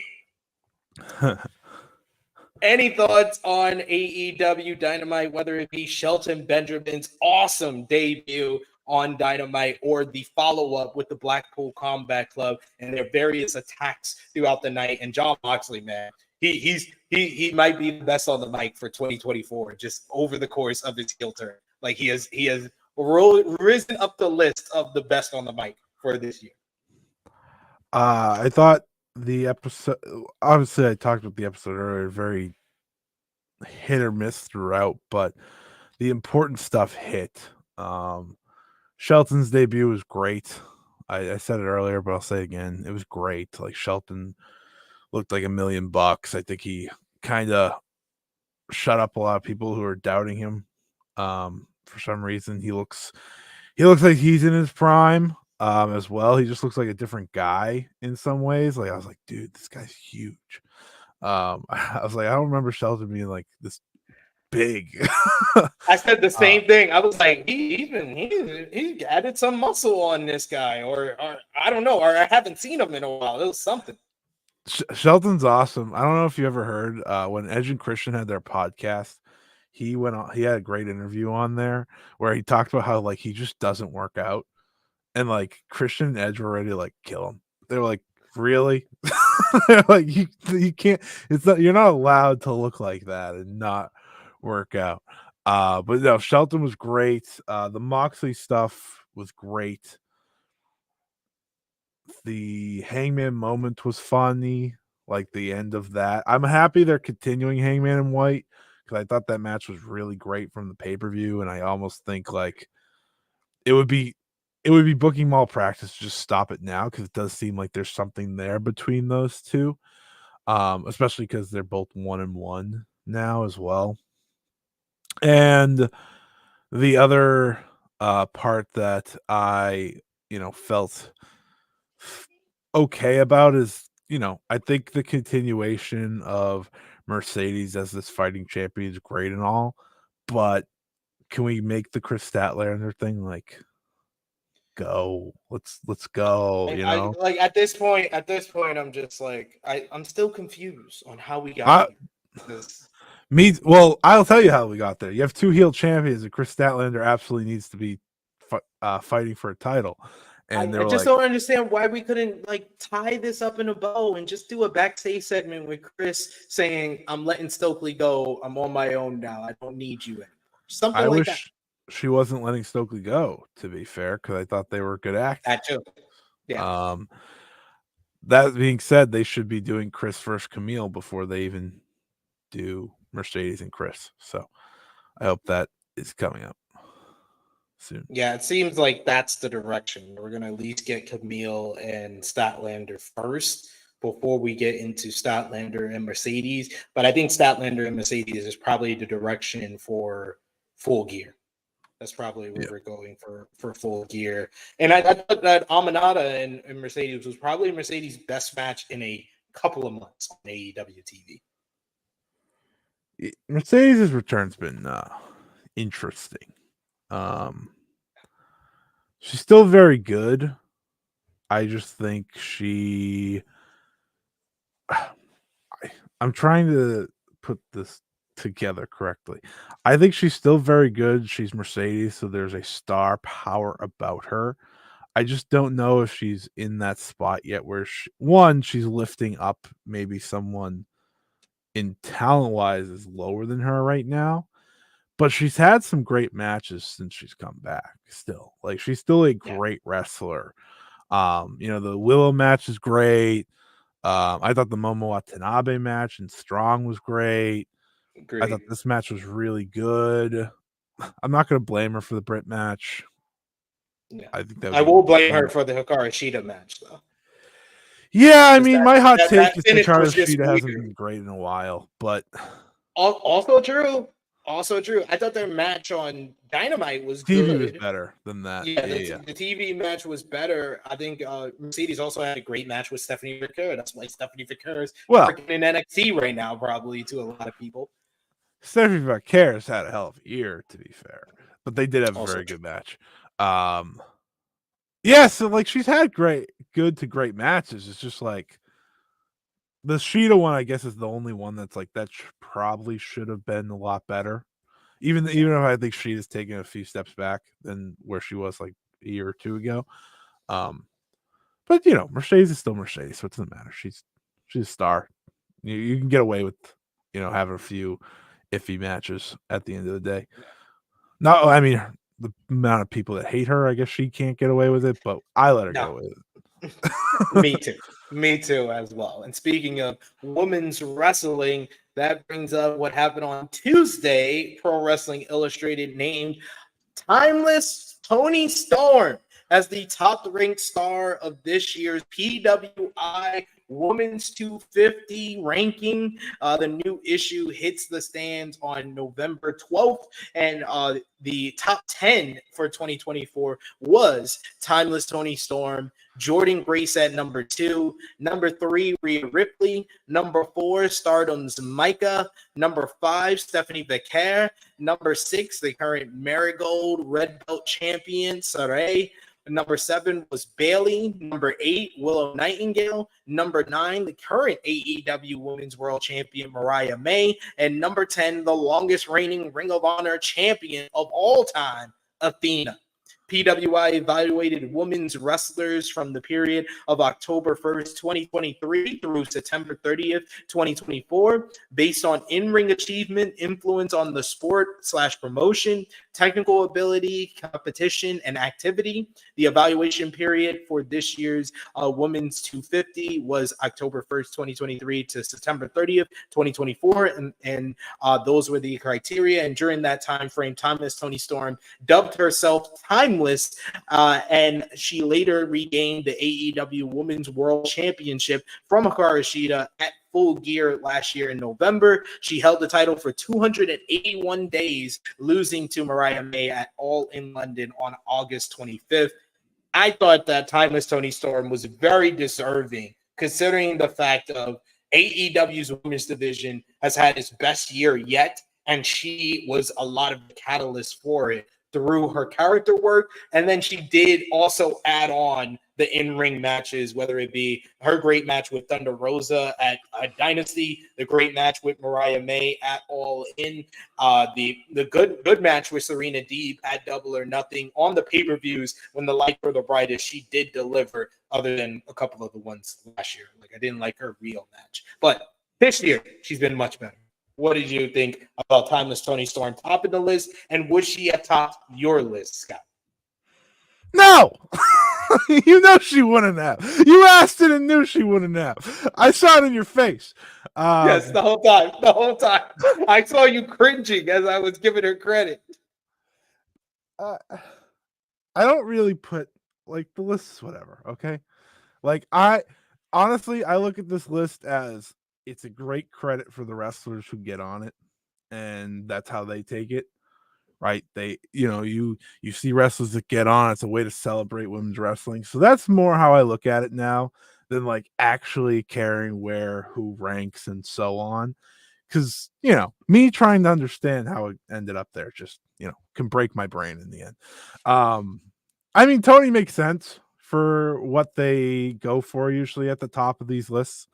Right, one of the top 2 promotions, was champion for majority of the time period, had some good matches, and helped, I won't say rebuild the division, but ultimately fix the division. Right? Yeah. She was at the top. So I get it. Like, I remember when someone said, like, the list is coming out, and I was like thinking in my head, I was like, who are they going to put as number 1? Because I was like, WWE doesn't have their automatic one this year that they would usually put. And Tony made the most sense because I didn't think, like, for how they used the list and how they put the list together, I didn't think anyone around the world probably had the breakout year necessarily that would have gave them the credit to get number 1. That being said, the top 10 is a little bit much, okay? But I'm not going to get into it. It's fine. I will not. Who did you think was the snub from the top 10? I think there were 2. I think Roxanne and Mayu, just based on accolades alone. And I thought that would have made a lot of sense. But however it goes, I mean, Io was also outside of it. She had the WrestleMania match. as women's champion. But I'm happy Sabre was in there. I didn't really care after that. She was in the top 10, so ultimately that's all I wanted. Who was 2? Jordan Grace. Oh, good for her. No, I have no Yeah, problem with that. She's I been was champion. shocked that it wasn't someone from WWE. I thought Yeah. automatically when I saw Timeless Tony Storm was number 1, I was like, okay, yeah. And I was like you when I heard it was coming out. I was like, yeah, WWE. I was like, Rhea Ripley. I think I think that she won it last year. Yeah. She was number 1 last year, but she was injured for a good portion of the time frame. So I was like, you can't make her number 1. So I was like, maybe Tony in AEW. I was like, that was the only person that really jumped up to me. But I was like, maybe they might switch it up because they've had years where someone from Japan had topped the list. But I agree with you that no one had that like standout year. I think Saray maybe could have made an argument for her. Mike winning the 5-star Grand Prix in the dominant fashion that she did, that I think she deserved to be in the top 5. But I agree with you. I say the number 1 snub is Mayu Iwatani, because when you're talking about technical ability and your competition and the fact that she's had some of the best women's matches of 2024, in my opinion. Her match with Shuri, her match with Saray, her match with Tony Storm was great. Like, those matches are going to be in my like top 10 for women's wrestling so far this year. So I don't see how you could take her out of the top 10. And then I would say Roxanne Perez, but I think that a lot of people are mentioning Roxanne just thinking about the fact that she's held the title for so long, but not thinking about the fact that another portion of another criteria, and probably why she got left out of the top 10, is your competition. Her competition just came. Her competition for the competition that she's had has been kind of subpar. I mean, I'll say it. The only reason that she faced Jordan Grace at Battleground is because they did not have anyone else to face her.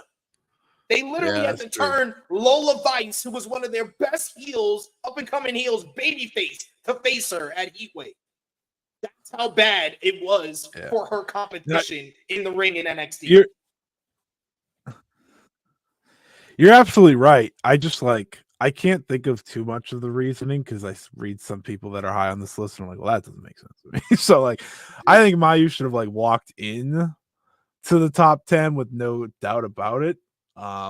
She held the belt for every day of the entire thing as well. She made the belt matter. She made a belt that they don't care about matter with like great defense. Whatever. I'm not gonna get into this. I only say Roxanne because I feel like people talk about her all the time. I don't really care about Roxanne, but I like Roxanne as a wrestler. But like, that one didn't really. But when I saw people talk about it, I was like, I guess that would have made sense. You know, she's had the title a lot and, you know, led the brand. But Mayu was obviously the one that pissed me off. But it's fine. It's fine. It's just a list. It's just a list that people talk about for a couple days and then we can move on. It's fine. It's fine. As I said, I'm just happy Sabre got in the top 10.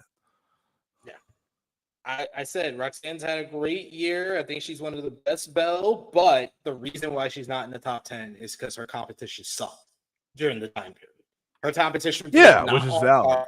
And it's I don't want to say sucked. I mean, I'm going too far by saying it sucked. Her competition were people that have only been wrestling for a year or so. Sure. So like that, she had inexperienced competition. So of course she was champion for as long as she was. She's done great work as a heel, but character work, she's been good. She's kind of gotten used to her role and stuff like that. But competition is a crucial part of the criteria, and her competition was not up to par with anyone else in the top 10 in my opinion. We do have a super chat donation from Vala B. Thank you so much, Vala B, for the support. He says, it's not just that Saray is in there. She's there as a freelancer, which makes it even better. We need more people willing to do it like her. Absolutely. It's a big deal that she's not signed to any promotion. She's just going all over. She's had matches in Stardom, had matches in Marigold, Sarayism. I've seen her all across the board. Like Saray, what she has accomplished, I think like that is probably the person outside of Timeless Toni Storm and Jordan Grace that had the biggest kind of like I would have put her in the top 3 over Rhea Ripley due to Rhea Ripley losing so much time due to injury. Yeah, I mean, I don't know if there's anyone that flies the sorry flag more than I do, obviously. So yeah, I'm in agreement. Like this is someone that I back 100%, and what she's done for the scene overall there, I think deserves more credit than due, especially in a tumultuous year in Joshi. Just with everything that's gone on, she has been the one constant the entire time. So. Like I said, I'm just really happy she's in there. I think she should have been higher, but I will take the top 10. I also like that Stephanie Vaquero was there. She's had a great year as well. I know it slowed down, obviously, because, visas and stuff, so she didn't get to WWE sooner. But she had an incredible year. She was here, there, and everywhere, right? AEW, CMLL, obviously, Stardom,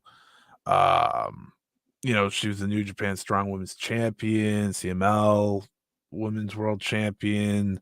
So seeing her on there, that was like one of the ones I looked at. I was like, no, that's right.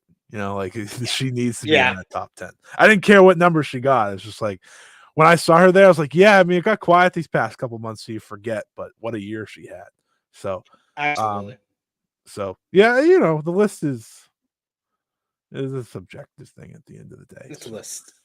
It's recognizing the best women's wrestlers in the world at the end of the day. So I'll never have too much of a problem with it. We should also mention Shelton Benjamin is officially #all elite with his signing being announced after AEW Dynamite. The Tony Khan announced on Wednesday night after Dynamite that Benjamin is going to the company. What do you think is kind of the ceiling, or where can Shelton Benjamin go now that he is officially a part of AEW? I think with Shelton, the ceiling is a mid-card belt, like the highest ceiling possible, because if he does great work, why not? I would love to see him paired with someone in the tag division for sure. Obviously, that's an all-time tag wrestler right there, I think, in Shelton. Where he's just had so many great teams through the years. If you want the trios, who are the trios champions? Oh, the Blackpool Combat Club. Yeah. If you want the trios belts to matter, you put Bobby, Shelton, and I'm sure they'll add another guy. I don't think MVP's wrestling much, so that's why I'm not using him. I'm sure they'll add another young guy or something. There's just a lot of ways to go, but I mean, after the other night, how do you not have a higher ceiling for Shelton than maybe you expected when he originally showed up? If they gave him a mid-card title run, just, as he closed out his career, I wouldn't say no. They have enough of them. They got like 3 of them, so might as well. I just want to see. I think Shelton Benjamin earned his spot in the Continental Classic on Wednesday. I want to see him in the Continental Classic now. Yeah, give me Shelton versus everyone. I was gonna name like one person, like nah, just give him to me everyone. Let Shelton run. Like that man is awesome. Agreed there. And then with the big news we talked about last week with AEW, which Jimmy Jacobs' departure from AEW's creative team has led to some rumors circulating that he didn't want to push Daniel Garcia. And a new report is clarifying some of that. As reported over last weekend, Jacobs resigned from AEW last week in an amicable exit from the company due to burnout on his part. In the wake of that news, some reports have been misconstruing some details about Jacobs' feelings towards Garcia. Ibu of WrestlePeriods hosted a Twitter space where he clarified the matter. Ibu said that in the discussion that Jacobs didn't have any negativities towards Daniel Garcia and simply didn't see him necessarily as a top guy at this point. Ibu noted that it was simply a matter of usually in situations where it was like, hey, why don't we give this to Daniel Garcia? He was rarely ever going to be the guy who was like, oh, hell yeah, man, let's do that. It was also noted that Garcia's stop and start creative wasn't because of the creative team, and rather a matter of top guys like Will Ospreay and MJF saying, hey, I want to work with him, and AEW agreeing to it. Garcia looks to be Jack Perry's next challenger for the TNT Championship after confronting him at WrestleDream. What do you think about Daniel Garcia's push since officially re-signing with AEW? I really enjoyed the focus on him and Private Party and actually making them a pairing because, you know, like many other people watching, I followed them on social media and know that they are close friends outside of wrestling, so they have that natural chemistry with one another. So I like the little segment. I thought the little segment with the Elite was one of the better parts of Dynamite. Them approaching the Elite, asking them how they're going to let their company go down like this, and stepping up. And the focus on Private Party was also a great note, like the follow up from Wrestle Dream. What did you think? My thoughts of Daniel Garcia getting a push is it's about damn time. Like, come on. You know, he had one of my favorite Dynamite matches ever with Bryan Danielson in 2022. Yes. It's been 2 years since then. And he's just now getting a push to become, I'm presuming, a mid-card champion in this company. And him winning the TNT title felt like something that was inevitable 2 years ago. So it's about time. And I like him and Private Party together. You know, the young original guys, really. I know Garcia came in a little bit after, but he's been an AEW guy through and through. Yeah. Where AEW doesn't have the advantage over WWE is that WWE has a lot of young up and coming stars. AEW doesn't have a lot, but they have enough that they just, if you push them, they're gonna succeed. And you look at Garcia here, and it's like this is what it should be doing. So if Jimmy Jacobs didn't like him, thanks, goodbye, buddy. It's time to push Garcia, and they're seeing that, they're going with it. That's why he's re-signed to this deal. Him and Jack is a good match, a good TNT title match, one that I hope pays off for Garcia. And I really do like him and Private Party together because, like you said, there is a real connection there. This isn't just a, throw the young guys together type thing. There's something real there, and I think it will be a cool highlight next Wednesday when they team up together. See how that works. I know they're teaming up tonight on Collision as well, but they're facing the Young Bucks and Perry on Wednesday, so that's the real test. Not Is it the Premier Athletes? It has to be the Premier. Yeah, it's always the Premier Athlete. I'm just glad the Premier Athletes ain't facing the conglomeration again, so I'll allow it. Have they ever won a match? The Premier Athletes? I don't think on AEW television, unless it was like a squash. I don't remember them really winning at all. But that's probably the right call.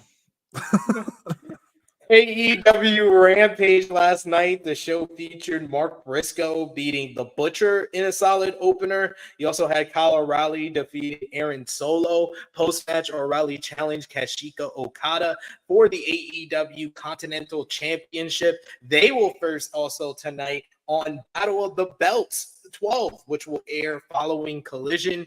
Anna Jay, speaking of which, beat Trisha Dora in a decent bout.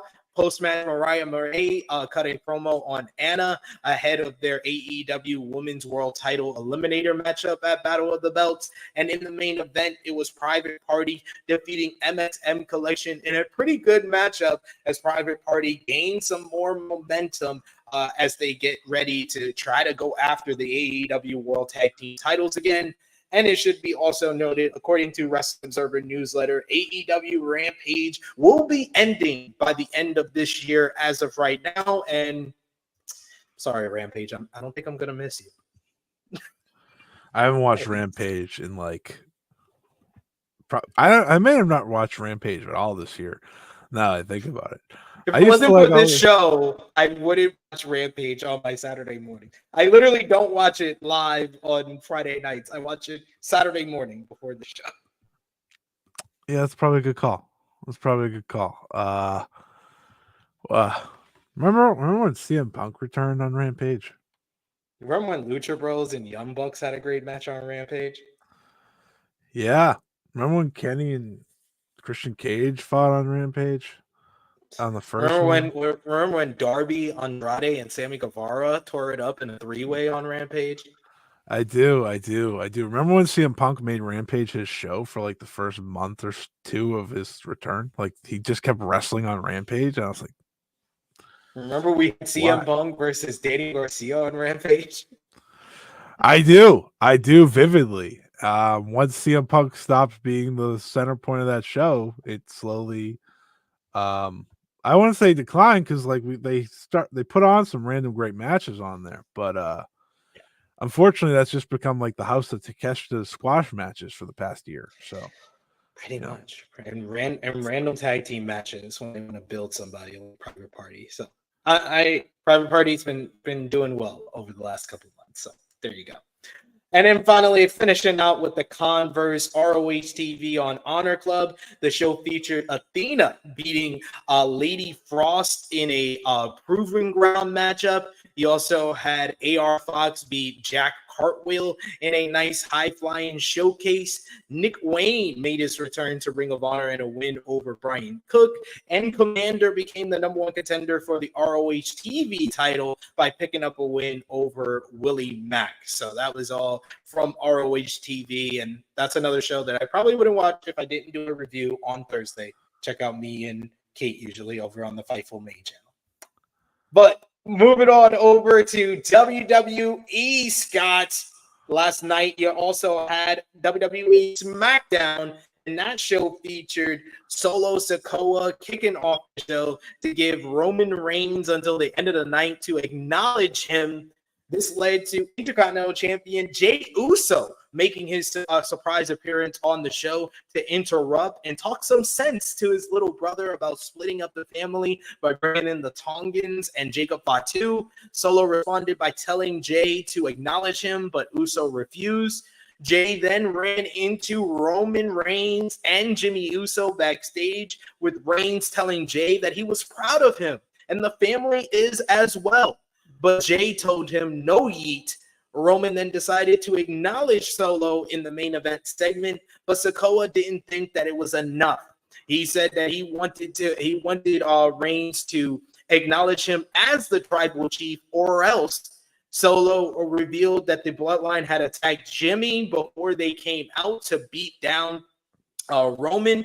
Reigns fought back and got the Ulafala in his possession, only for Solo to low blow him and deliver two Samoan spikes to stand tall with the Bloodline as we close the show. So Roman's going to need some help, and he's going to have to swallow his pride and get Jey back on his side.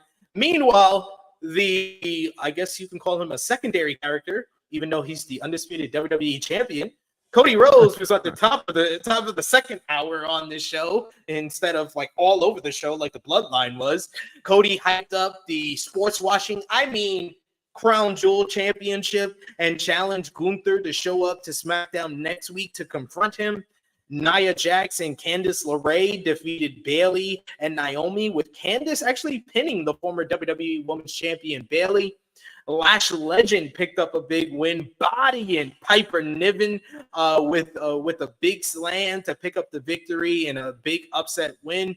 DIY beat Pretty Deadly and the Street Profits as they moved on to a number one contenders match for next week, where they will face the debuting Motor City Machine Guns, who made their long-awaited WWE debut to defeat Los Garza and A-Town Down Under to set up Motor City Machine Guns versus DIY in a number one contenders match in Brooklyn for next week.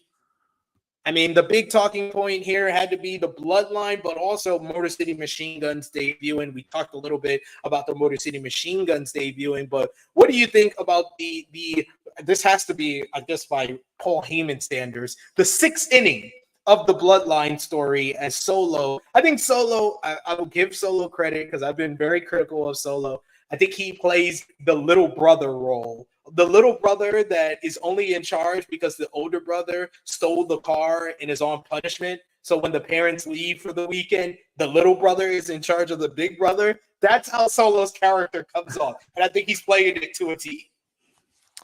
Yeah, I think this was really good. I know it's a lot of bloodline throughout the show, and it can be a bit much. But I feel like everything that involves Roman Reigns is like good to great most of the time. At least since he's come back. I know it got repetitive after a while there. But like since he's come back, it feels fresh, and he's a super baby face now, and he's just kind of in his element. He knows it too, and it's kind of unfair.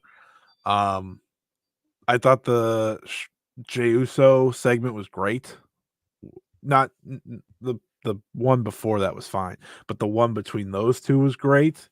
And I was like, see, when they ultimately come together in a couple weeks, it's going to be such a massive pop, and it's going to be so worth it. Because we live in a world where Jey Uso already gets some of the biggest pops, which is he got a ridiculous pop last night. Yo, he had those fans jumping, yo. Even Solo had to be like, all right, do the Yeet thing. Go ahead. Yeah, he's just like, hey, it's my brother. It's fine. I just think it's very interesting. It's very exciting. Like, I have no part of me is interested in watching Tonga Loa and Solo Sikoa wrestle at all. But the build up to get there is very entertaining, and that's okay. The match, like the War Games match, I don't like War Games, as I think I've said that on this show before. I had the unfortunate circumstance that the last two wrestling events I've been to was the first Survivor Series War Games and then the Blood and Guts, like right after that, so 2023. And I was like, I'm not doing this anymore. I'm not going to live War Games anymore. This, like it's Which just. Which one did you think was better? The Blood and Guts, probably. That's fair. I really like that the Elite versus Blackpool Combat Club, despite all the injuries going into it. Yeah, I mean, they had the fun of Kota Ibushi's first match back too, which, like, obviously we know what Kota Ibushi is now, but back then I had a lot of hope when he was coming back and teaming with Kenny and whatnot. The other one was like just a story match, obviously. I don't blame them for just running with the bloodline because it's what their crowd is most interested in. The only person I feel bad for is Cody, but when you're talking up such an ugly title, what do you want me to do? I can't defend that. I can't. That belt's hideous, and it's for crap. So, but he tried so hard. He tried so hard. Oh my God, he compared it to Goldberg versus Steve Austin. Oh my God, I was like, Cody is a great salesman. At least he's putting in this effort for. I don't even believe any of the words that are coming out of his mouth. I don't think he believes. The only thing I could say is like him and Gunther will be great. That's about all. That's about all I got. like otherwise he was really trying. He's really trying. He's in the John Cena role and he's never getting out of it now, where it's like, I'm going to talk up everything they need me to talk up. I may not actually believe it, but damn, I'm going to try. That's fair. Going into the worst match I've ever watched in my life. What is the worst match you ever watched in your life? The Marufuji one. The Marufuji match. Yeah. I was like, hold on. I have taken that out of my brain. I never wanted to remember that, but thank you. I'm so happy I get to remember. Oh, that started off the year hot, huh? Whew, that was a classic. Appreciate you, Ibushi and Marufuji. But yeah, I really did enjoy it. This was probably the most enjoyment I gotten out of the Bloodline storyline on one particular show this year, because it felt like 2022 again, where the characters were really playing their roles very well. I thought Jay and Solo, that was some of Jay's best promo work in over a year. He needs to be around his family to not be the fucking caricature yeet guy where he says every sentence like yeet, he's a different and man. then I go like this yeet. He was actually playing up his character that had some emotional nuance outside of the catchphrase. Yeah, absolutely. I think the only problem with this is that I've seen Solo get geeked like 12 times in the past like 3 months. That's what makes his character for me. It's because he is a geek. He's a geek, and then like his delivery is just like Roman sounds so much older than you. He sounds like he's an adult and he's talking to a child. I think the good thing is like they're not gonna save Solo versus Roman for WrestleMania, so like I don't care. You know, like it's very clear we're speed running to that match because the bigger match is the guy that stands behind Solo Sikoa. Thank God. But yeah, the funny thing about Solo is like he's kind of a funny wrestler. Like he makes me laugh with the things you're saying, and like I don't know, he has like when his theme song hits, I'm just like, here we go. What are we gonna do now, Solo? And he definitely is taking it all. I don't know what he's taking. Taking it all. The song pops me. It does.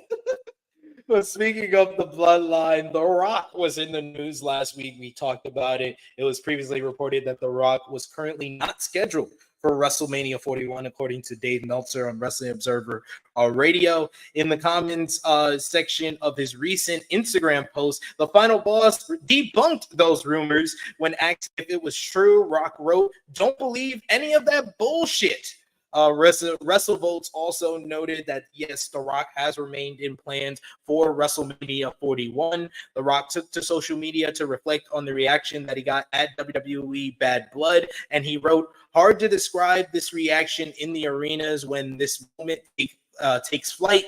This connection with the crowd is quite a beautiful experience. I know it sounds crazy, but if you're in the arena experiencing it, this stuff gets emotional. I start to walk out there and man, I'm covered in chills, forever grateful. It's why I always keep my Terramana backstage, the final boss of WWE 2025. What do you think about The Rock, and who do you think he should face at WrestleMania 41? We talked about this last week. I said that the best option for WWE right now is to do a three-way because it checks all the different boxes where Roman is just too big to be on the outside looking in.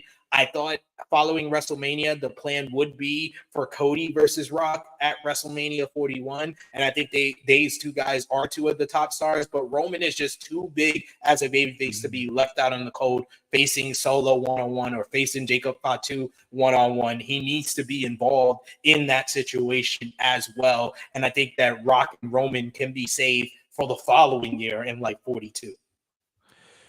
Yeah, it's weird. First thing is I wish The Rock wasn't a big movie star because my God, this guy loves wrestling more than everything else. It just doesn't make him as much money. And it's a little more difficult on the body. Yeah, I think you're right. I think like the three-way probably is the best option.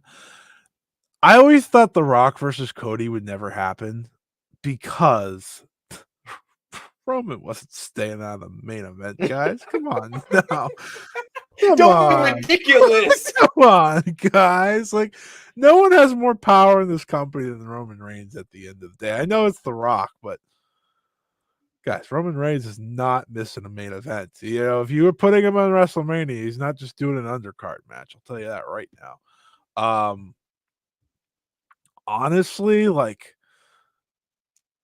I don't really have any interest in Cody being in this story, if we're being 100% honest. I think Cody would benefit greatly from getting away from this bloodline everything. There's this great show for him called Monday Night Raw. He should go to that. Why didn't they just draft him to Monday Night Raw? I will never understand. I don't know. He just, like, when he was on Raw this week, I was like, you just belong here. Like, this is where you should be. You on SmackDown, you just feel like you're on someone else's show, because you are. When you're on Raw, you feel like the biggest star. I know they're going to have a lot of ideas for what they want to do, and I just think a three-way makes the most sense. And if not, just do Rock and Roman, because if that's the payoff to the solo aspect of this, then it makes a lot of sense. And they're going to make money either way. That's the thing about this. They can pick whatever they want. It doesn't even matter. You know why? Because John Cena is wrestling his last WrestleMania this year. That's bigger than all of this. If we are, like, my personal thoughts, it's like,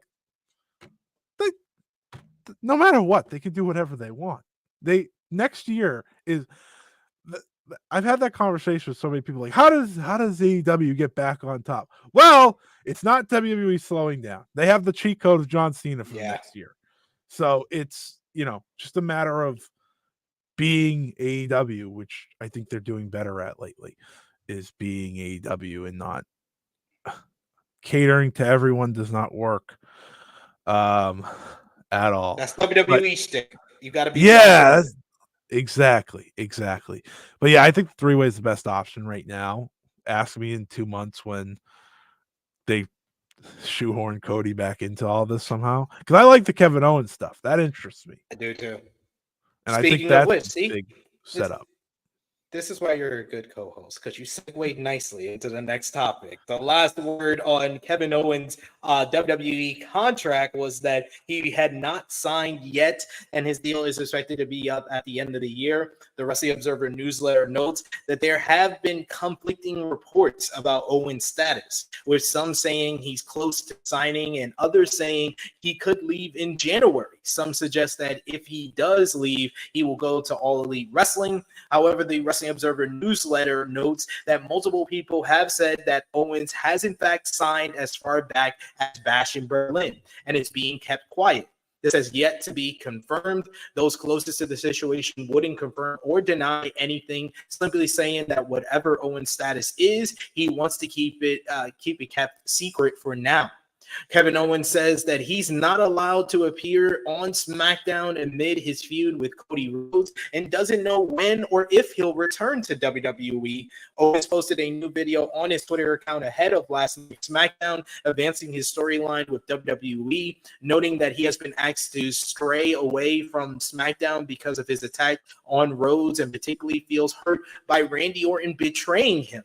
Owens posted a video earlier this week saying that he had been silenced by WWE by not letting him tell his side of his attack of Rhodes after Bad Blood, and that he had a video WWE refused to air on Raw.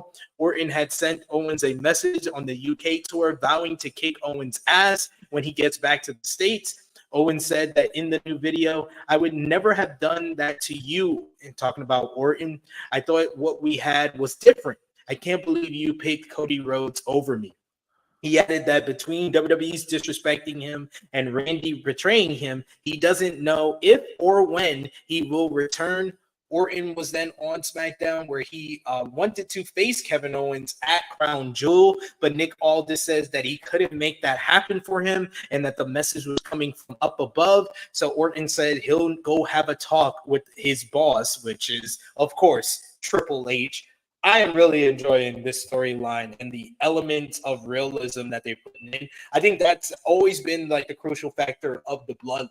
And I thought Bloodline, that's why I enjoyed the Bloodline so much, because they added particular things into last night's segments, like Jay talking about, oh, we've always kept away from these guys, which was the truth. They never accepted the Tongans into the Bloodline or a part of the family until The Rock kind of said that he's connected to Haku. They never really accepted Jacob Fatu. His family has actually said that Jay, Jimmy, and Roman had never accepted him. And I liked Roman bringing up that he told his father that he would fix this and that he would bring the family together, noting that his father just passed away. and they're adding realism into the whole Kevin Owens and Randy Orton part of this, with Owens bringing up his status in WWE, doesn't know if or when he will return. I think we need either him or the commentator to talk about his contract status on air, which will really drive this home. And you need to kind of mix it up, because WWE has these relationships with promotions. Have Owens show up at a GCW event.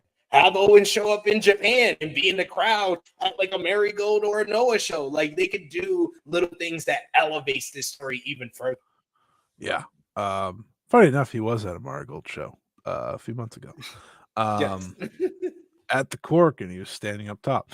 I think Kevin Owens is probably the most underrated Swiss Army knife wrestling's had of the past couple of years. Like, you put him in a role, he's gonna kill it. And now this feels like Kevin Owens at his best. I love Kevin Owens, and I think you have to ride out this contract idea 100%. I would go as far as having him wrestle outside of WWE if you can. And there's the drama you can add of him potentially taking the world title. You probably wouldn't do that, because, I don't see Cody losing the belt, but the idea is there to at least consider it and to write what WWE failed to do when CM Punk won the title once upon a time, if you wanted to. I think you're right. Him and Noah, for example, for a match. Shinsuke just got announced for their show at the beginning of the year next year. So obviously those relationships are still locked in. GCW, like you said, TNA, obviously they have a relationship there. Him just kind of leaving and running around with the title, you can make it so much more believable with all these relationships, or a title or no title. Either way, it works. He can steal the title and show up. Yeah. That's a great point. Have him just literally steal the title. He doesn't have to be champion, but it works. I think that is very creative. I think it's something they should consider. And I'll tell you what, all these companies would be happy to have Kevin Owens around for 1 or 2 shows. I can tell you that right now. So I hope they keep riding with it. I hope we never get confirmation of if he signed or not. I hope it's just maybe not. We'll figure it out by the time January comes around. I know that, but ride with the story, because I think it's very exciting, and I think he's doing a great job in this role. You're setting up him and Randy first, then probably him and Cody at Saturday night's main event. So should be a lot of good. I do like his promo though, where him and Randy are like this. I didn't realize how close their relationship was, where he's like, "You chose him over me, man. You chose him over me." I love how he's making himself into the victim here. He's the victim. And then he always brings up logic. He was like, y'all let people get away with ambushes and beatdowns, but I attack your golden boy and I'm not allowed at work. He's so good. He is so good. The Wrestling Observer newsletter also reports that WWE WrestleMania is no longer the top priority for London, as the NFL has expressed interest in hosting the Super Bowl in Wembley Stadium. So, oh man. So you tell me Triple H and Nick Khan did all that twerking for Mayor Khan, only for them to just be like, you know what? Nah, we actually want the Super Bowl. It's gonna be funny when neither happens. The Super Bowl there is like, that's so many years down the line though, because they already have the next couple. So it's like, I found the report kind of funny, because it's like they could just still do both very easily. Like, it's not that hard, right? Like, it's not like the Super Bowl is gonna be. Yeah, it's not like the Super Bowl is gonna be there in the next 3 years. Like, they have those planned out, I'm pretty sure. So. But I also get it. Like, yeah, if there is a conversation to have the Super Bowl, yeah, I'm going to pass up on WWE for a little bit to make that happen first, and then we can wrap back around. I like some of the comments I saw this week though, like, "Oh, WWE is too expensive." Like, what? What are y'all even talking? What are y'all babbling about? There's a bubble. You need to get outside of it. That's crazy. Like, this is the Super Bowl. That's the biggest, like, I mean, it's the biggest sports event for us, obviously, but it's one of the biggest in the world. It's the Yeah. biggest singular game as far as I know. That's why people pay for it, because you want to have the Super Bowl and what comes with it. And that in London, that's a big deal. That's a big deal. That's a big deal. We'll Facts. see. On the WrestleVotes radio on Backstage Pass over on Sportskeeda, an update was provided on WWE's plans for Charlotte Flair and when they expect her to come back. It is said that WWE has Flair penciled in for a major match at WrestleMania 41 in Las Vegas, with it being likely that she'll be featured near the top of the card on one of the two nights. After being asked about if Jade Cargill versus Bianca Belair was possible for WrestleMania, WrestleVote said, another WrestleMania question, that's a good one. I haven't heard too much about potential women's matches at WrestleMania. I do know that Charlotte Flair is going to be in the fold and at the top of any women's wrestling card that they present for WrestleMania. With this outlook, one might assume that Flair will be back in the mix prior to WrestleMania 41 in order to build up a match or feud. Flair's absence has been over 10 months since suffering a torn ACL, MCL, and meniscus. It is now officially her longest time away from professional wrestling since debuting with WWE. If you had the pencil, where would you book Charlotte Flair at WrestleMania 41?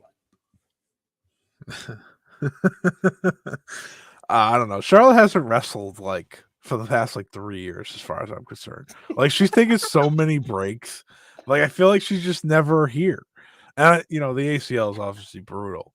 But like, I don't know. No match jumps out to me. I'm not interested in her and Rhea again. Personally, like I've seen it. We've done it. Her and Bianca would be the one I would do. That was probably going to be the match this year if she didn't get hurt. Mm-hmm. Like, we haven't done that on a big stage as far as I remember off the top of my head. And that's the biggest one you got. It's like, she's going to be at the top of and I want Bianca. Get her out of this tag team stuff. I'm done.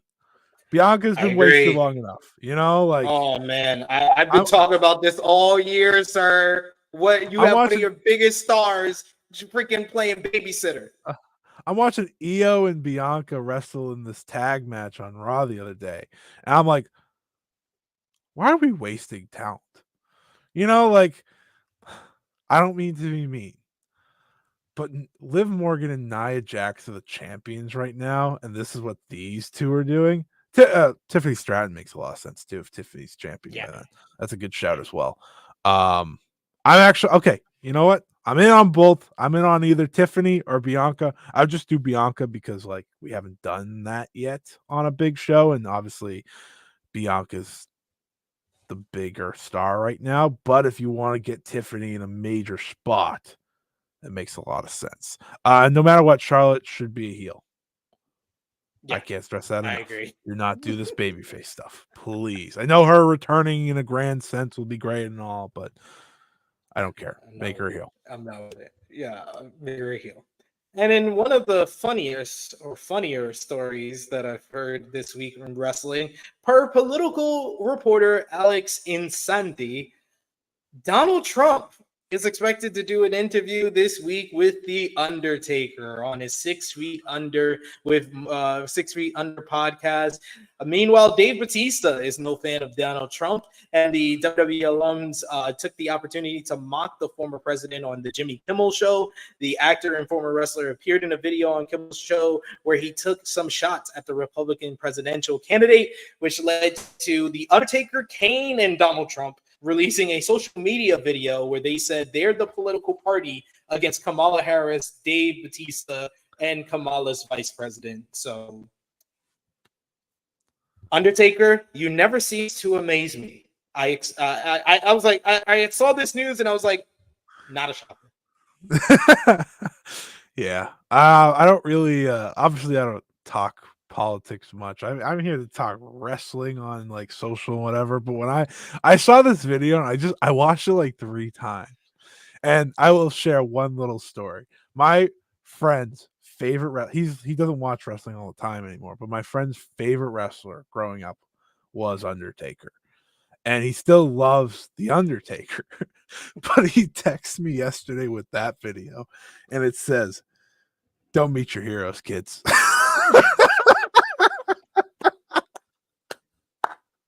Yeah, I swear, Undertaker been opening a lot of people's eyes, but I've been with the Undertaker when this dude refused to retire. That's when I've been done with him. But he's been proving me right ever since he retired. My friend also sent me a Batista bomb on Undertaker. That's all. Yeah, it was. I watched that TikTok, wherever the hell it was, and I was like, I just need to just take a step back out of the politics part. Just think of how screwed up this is, right? This is the Undertaker, the guy that held his gimmick in forever, right? And all this stuff. Now he's in a TikTok video doing a political campaign for a podcast. Yep. Take away whatever side you're on, and just think about that as an Undertaker fan. What happened? It's the world we're in 2024. Kayfabe, you threw that out the window, buddy.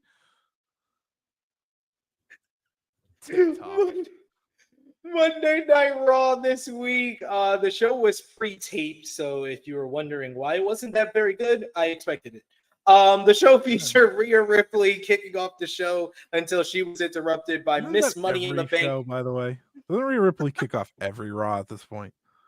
It seems like I've been seeing the same Rhea Ripley and Liv Morgan segments for 3 months now. Tiffany Stratton interrupted to send a message from Nia Jax, but this led to Liv Morgan and Raquel Rodriguez attacking both women to set up the main event, where the match ended in a no contest after WWE Women's Champion Nia Jax appeared to attack Rhea and Raquel, as well as Liv delivering the Annihilator. She wanted Tiffany to cash in the Money in the Bank, but Dominic Mysterio saved Liv to close the show.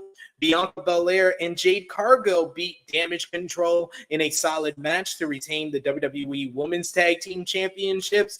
You also had the American Nightmare, Cody Rhodes, and Gunther had a face-to-face promo exchange where Gunther called Cody a secondary champion, and Rhodes told the ring general, huh?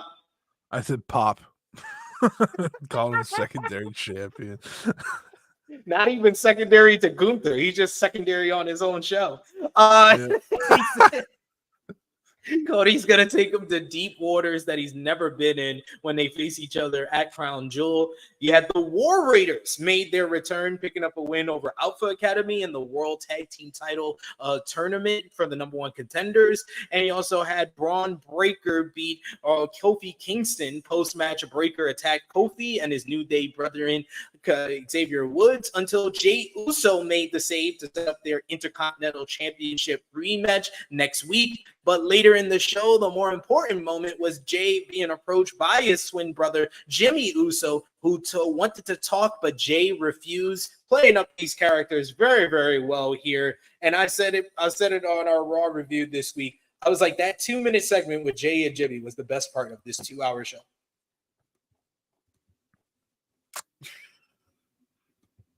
Yeah.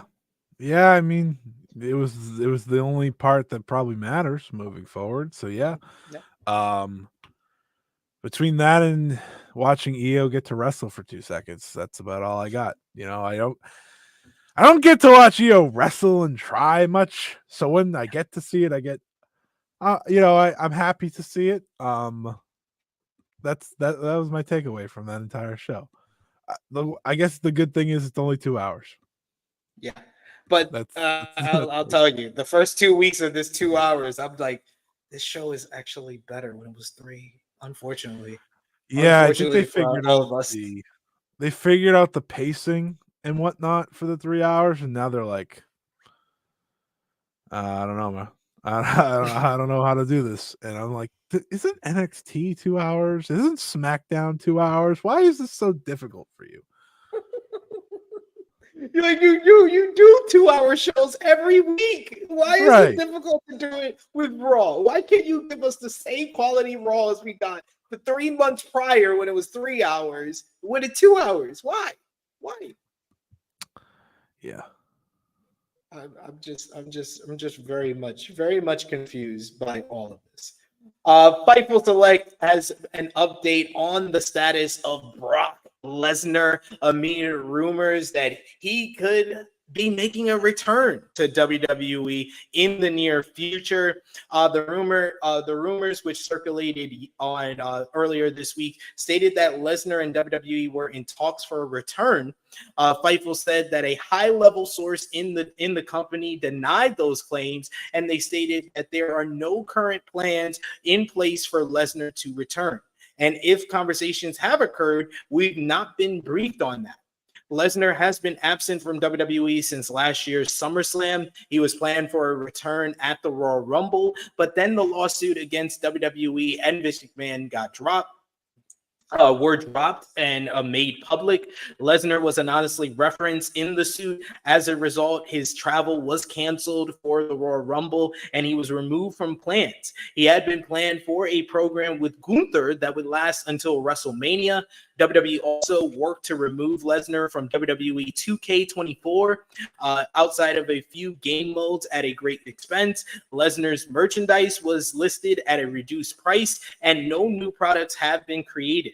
Back in April, a WWE higher-up told Fightful that Lesnar was not coming back anytime soon and that he was never planned for him to be at WrestleMania after another outlet was convinced of it.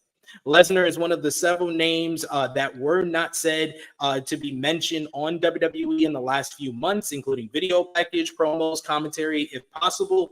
Cody Rhodes mentioned him by his nickname on Monday's Raw, as did Seth Rollins in a backstage segment. Sources close to Rhodes indicated that they heard nothing of a change in Lesnar's status. Triple H recently said that a Lesnar return was at least possible, but it hasn't been brought up in creative for a long time. One source noted that they hadn't heard anything about Lesnar in months, and another said that they would be surprised if he was brought back during a federal investigation. So, gotta ask you the question, what do you think about the reports this week? You had WrestleVote saying that it was possible for a return. Fightful says no. Should Brock Lesnar return to WWE anytime soon? I say this with every ounce of my being. Fuck no. They don't need him, one. And two, I don't want him anywhere near. No, absolutely not. After what he is included in right now, absolutely not. Despicable acts, no. And to think of this from WWE's side, okay? Why bring any of that to TV? Because if Brock is on TV, people are going to bring it up. They have tried their best to avoid everything that has to do with the case, right? And if you put Lesnar on TV, it's going to be brought up. There's no reason to bring Brock back. I don't want to see Brock back. They don't need Brock back. Do I expect that Brock eventually returns to WWE in some shape or form? Yeah, I do. But there is no reason that he needs to come back right now. Like I said earlier, WWE is set for the next year plus because they will be having John Cena. They will be having The Rock. They will be having just what they've been doing for months on months on months. They don't need Brock Lesnar. Right? Couldn't agree more. They don't need him. They have so many over baby faces. They are building up so many different heels. And like when you look at the top of the card, Brock Lesnar is not going to come back as a big baby face because of how public this news was with the lawsuit and the disgusting acts that he was involved in. He is going to have to come back in any way, shape, or form as a heel. And he's feuded with all your top baby faces. He's feuded with Roman Reigns ad nauseum. He's feuded with John Cena enough that that's not one of the, we need some old John Cena feuds to come back during the last run. Brock Lesnar is not one of them. Cody Rhodes, he feuded with him last year. He's feuded with Seth Rollins. He's feuded with CM Punk. That's your top 5 baby faces in 2025. He's already feuded with. There's no place for you, Brock Lesnar. There are some people that still want to see Brock versus Gunther. Brock versus Braun Breaker would be fun if he's going to put over the new Beast guy, Solo Sikoa, Jacob Fatu. Those are all heels. He's not going to be a babyface if he did come back. He does not need to come back. He shouldn't come back right now. No, he shouldn't come back, and WWE doesn't need him, so there's no reason to even consider it, in my opinion. There shouldn't be reason to consider it, even if they did need him, truthfully, with what he did. So, I hope it doesn't come to fruition. I hope I don't see Brock Lesnar anytime soon. And yeah, that's about my feelings on that. That is fair. That is fair. Then you also had some news in regards to WWE and Netflix. Netflix is set to produce a new behind-the-scenes docuseries on WWE. Nick Khan announced on Thursday at the University of Southern California Next Level Sports Conference per Bloomberg that the new docuseries will be part of the two companies' partnership that sees WWE Raw debuting on Netflix in January. The docuseries follows in the steps of Mr. McMahon, the Vince McMahon documentary that came out in September and looked at the rise and fall of Vince McMahon. WWE had no direct involvement in the creation of that series. There is no word on how much involvement they will have in this new one. Khan did not announce further details on the show, but this is probably WWE's attempt to be like, hey, forget about that other docuseries. We got a new one here that's going to paint us in a good light. Yeah, you know what I hear when I see this? More Triple H time. Whoa. It's not about him, though. It's not about him. It's not about him. It's just this era. If he could still wrestle, he'd have the world title right now. But it's not about him. You got me there. According to the Wrestling Observer newsletter, WWE Bad Blood was viewed internally as a huge success and had the highest buy rate for a B show pay-per-view this year. One person within the company opened up about the high interest in the show. Cody Rhodes is a workhorse champion who makes people happy. They've engaged the product, and they have engaged the product. Punk is the legit attraction he always wanted to be, and the bloodline business is booming. So good stuff there. And then go ahead. Again, why you don't need Brock Lesnar. Continue. And according to WrestleVotes, we're going to have a change in one of the top factions. According to WrestleVotes on the WrestleVotes radio show, WWE have discussed removing Carlito from the Judgment Day and providing the former United States and Intercontinental Champion with a singles push. If WWE is considering reviving Carlito's popular apple-spitting Caribbean Cool gimmick is unknown, however, WrestleVotes said we are hearing discussions to potentially remove Carlito from the Judgment Day and get him back into singles competition, possibly a singles push. There's no timetable. We haven't heard much. I'd expect by the end of the year, maybe a singles run by Carlito is in the fold, but we do know those plans have been discussed to separate him from the Judgment Day. I don't know how I feel about that. That's a no for me. I'll tell you that. No thanks. I'm good.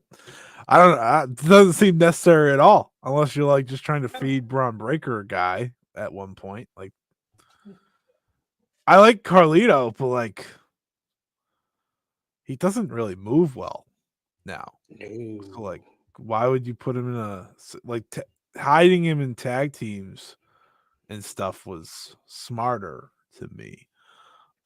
Whatever. I mean, I don't know. I know the only guy I see a future in as a single star in Judgment Day is Dominic. Oh, absolutely. Otherwise, Judgment Day currently, no interest in any of them besides probably Dom, truthfully. And that's just because Dom's like funny at his stuff, you know. Dom roasted Logan Paul on Logan Paul's podcast, and for that he wins he wins credit for me forever. Carlito's funny in Judgment Day, like the comment just said. Like, don't take him out. No, There's no that reason doesn't to. make any sense. That doesn't make any sense at all. It's weird. That is not cool. For the Hollywood Reporter, it has been announced that CM Punk has landed a brand new movie role in the upcoming indie horror Nightcrawler. Directed by Ryan Prowse, planned for a 2025 release. Punk will join the cast alongside Justin Long, Jeremy Fowler, RJ Tyler, YG, Freddie Gibbs, Nikki Machis, Flying Lotus, John Oswald, and Dermont Mulroney, excuse me. It is stated that Punk will have a key role in the movie. The Hollywood Reporter provided a description for the role that Punk would be playing in the film, describing him as the sergeant's burly right-hand man. Punk, he's making the move into Hollywood that he's always wanted. So, yeah, I mean, he likes to do like these little movies from time to time, so good for him. He doesn't wrestle a lot, so like he's ideal for this, but he can be around enough, you know. I don't know. I still like CM Punk. I know that's a hot take sometimes, but I like CM Punk when he's serious and he's the Punk we know and love. Yeah, when I don't need when he's it's a great night to be in Providence on a Monday night, and I'm like, okay, turn the channel. Yeah. I don't need the I came home type stuff. Just be CM Punk, man. Like we know who you are. Just be that, okay? Like CM Punk's a long time favorite of mine, so I'll always appreciate what he does. And his match with Drew was fantastic. More of that, more of that. Him versus Gunther, I'm into for Survivor Series. So more of that, and good for him. He can do whatever role in a movie. Jericho just did a role in the #1 movie in the United States. Apparently, he keeps telling us. I mean, when it's either that or this new Joker movie that flopped, congratulations. There wasn't much competition. WWE NXT this week, they did 639,000 viewers, down from last week, but still a pretty good number for them. The show featured Stephanie Vaquer's in-ring debut as she defeated Ren Sinclair. Post-match, Roxanne Perez and Cora Jade attacked Vaquer until it was Julia who made the save. Vaquer then made the challenge for her and Julia versus Roxanne Perez and Cora Jade in a tag team match at Halloween Havoc, which was made official later in the night. Oba Femi challenged Tony D'Angelo for the NXT North American Championship in a rematch from last week at Halloween Havoc. He then spun the wheel for a tables, ladders, and scares match at the event. Ridge Holland beat Riley Osborne. Post-match, Ridge attacked Riley until the returning Andre Chase made the save. Lexis King was on the show. That's how you knew they did not care about the rating this week. He defeated Aura Mensa in a gentleman's duel. You also had Nikita Lyons making her return to NXT as she picked up a win over Lola Vice thanks to outside interference from Jada Parker. In the main event, you had Ethan Page defeating Javon Evans and Wesley in a very good triple threat main event to become the #1 contender for the NXT Championship at Halloween Havoc. Post-match, Page spun the wheel for a Devil's Playground match against Trick Williams, and then All Ego blasted Williams with a foreign object to stand tall. What have you thought about Stephanie Vaquer and Julia on NXT so far? Stephanie Vaquer is a natural, and her being a natural hurts Julia a little bit because I think Julia's learning. She's learning this. She's getting used to this and living in America. I think that's like the unfair thing I've seen from some people. Like Julia was going to take time to adjust, and they want to present her as this big star out the gates, and she can do that just by presentation alone because she has an aura to her and so on. But having her paired next to Vaquer is not very fair right off the bat because Vaquer just gets it, right? She's been waiting for this moment. And, I watched her match. She did great against Ren, nothing really changed. That's the thing. Julia has to change. Stephanie doesn't at all. Yeah. Like Stephanie is walking in there as Stephanie Vaquer. Julia is walking in there, yes, as Julia, but I know what Julia is at her best. She's not allowed to be that in WWE, so she's gonna change things up. That being said, NXT is a funny brand because they're doing Ethan. What is this guy? Ethan Page. I almost call him EC3. Ethan Page and Trick Williams for a third time. I was like, what? You had Javon Evans and Wesley in a matchup, and that was your choice. You went Ethan Page for a third time. Like, they didn't prove that they don't have a lot of positive chemistry in 2 matches that you said we're going to do a third. Yeah, it's not great. It's not great at all. I'm not into that, but good for them, I guess. And the women's side of things is so much more interesting, not Nikita Lyons. But everyone else is like far more interesting. It's actually why I watch NXT. I don't watch full NXT episodes, but I always make sure to watch the women's stuff because I'm always told, well, I want to see Julia's stuff anyways, and Vaquer now. But it's like so much. It's like a league of its own. It's like watching 2 different shows, unless it's Obafemi. Obafemi's different. Obafemi's cool. Oh yeah, Obafemi. That's the future NXT champion right there. Yeah, I was like, why do we even run back this Tony D'Angelo thing? He should just move on. Go. I mean, I know Trick just became champion again, but I was like, I don't know. I'm ready for Obafemi to win again. Obafemi rocks. But yeah, it's like Vaquer's doing a great job in 2 appearances so far. I think Julie is doing a good job as she adjusts. I think her presentation's awesome, like her entrance and all that. I just wish she didn't have to lose because of Cora Jade. Like the Cora Jade Roxanne. I still don't agree. I still don't agree with that decision. I don't agree with that decision at all. I think you could have done this without Julia losing a title match very easily. Agreed. Agreed there. And the final news note before we finish up with WWE, NXT is planning to run the old ECW arena. According to the Wrestling Observer newsletter, WWE has a date booked for the former ECW arena, the 2300 arena in Philadelphia. It is believed the NXT taping on November the 6th, which will go head-to-head with AEW, will take place from there. Hey. I like NXT on the road. It's much better than when it's in the PC, so that's cool with me.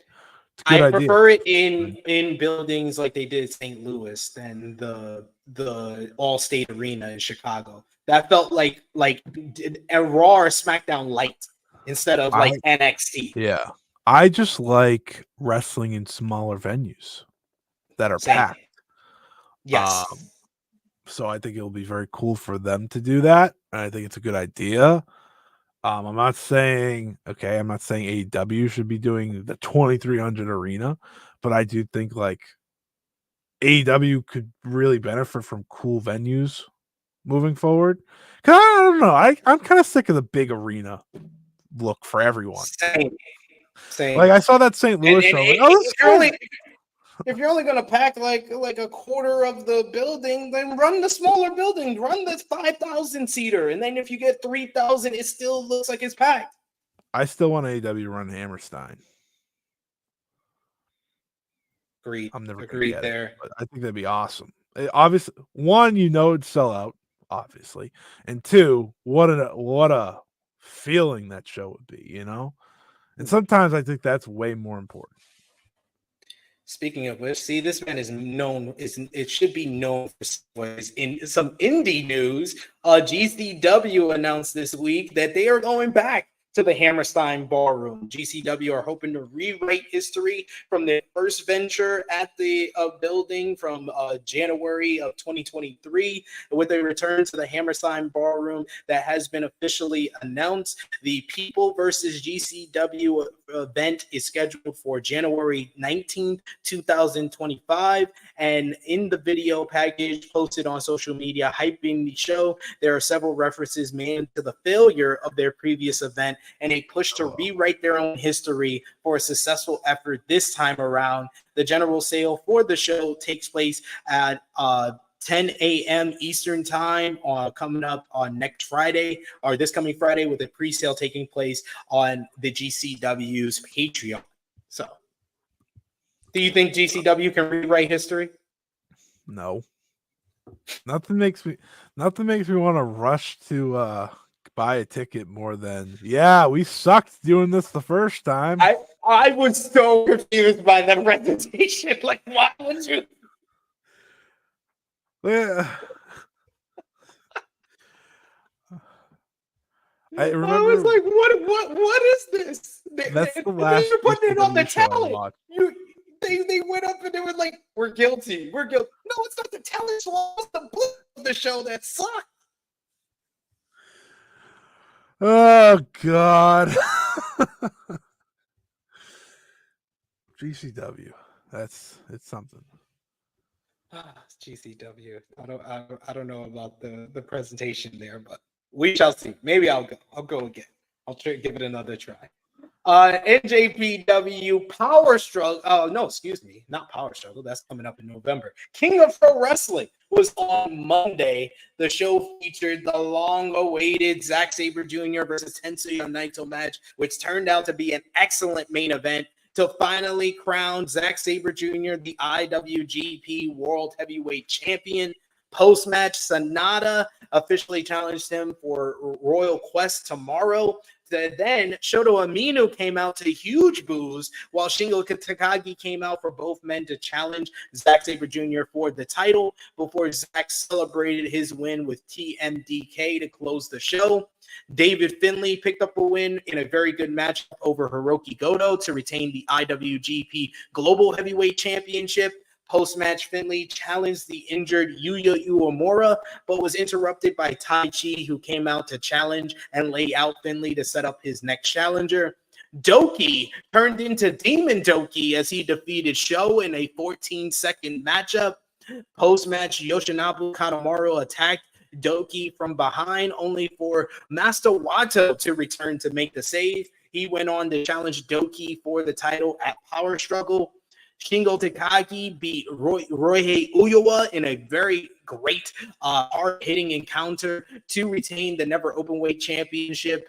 Ren Narita, the House of Torture, defeated Jeff Cobb and Yota Tsuji in a solid three-way bout to win the NJPW World Television Championship. The Young Bucks sent a pre-taped video to announce they will make their New Japan return at Wrestle Dynamite, by the way. At Wrestle Dynasty on January 5th in the Tokyo Dome.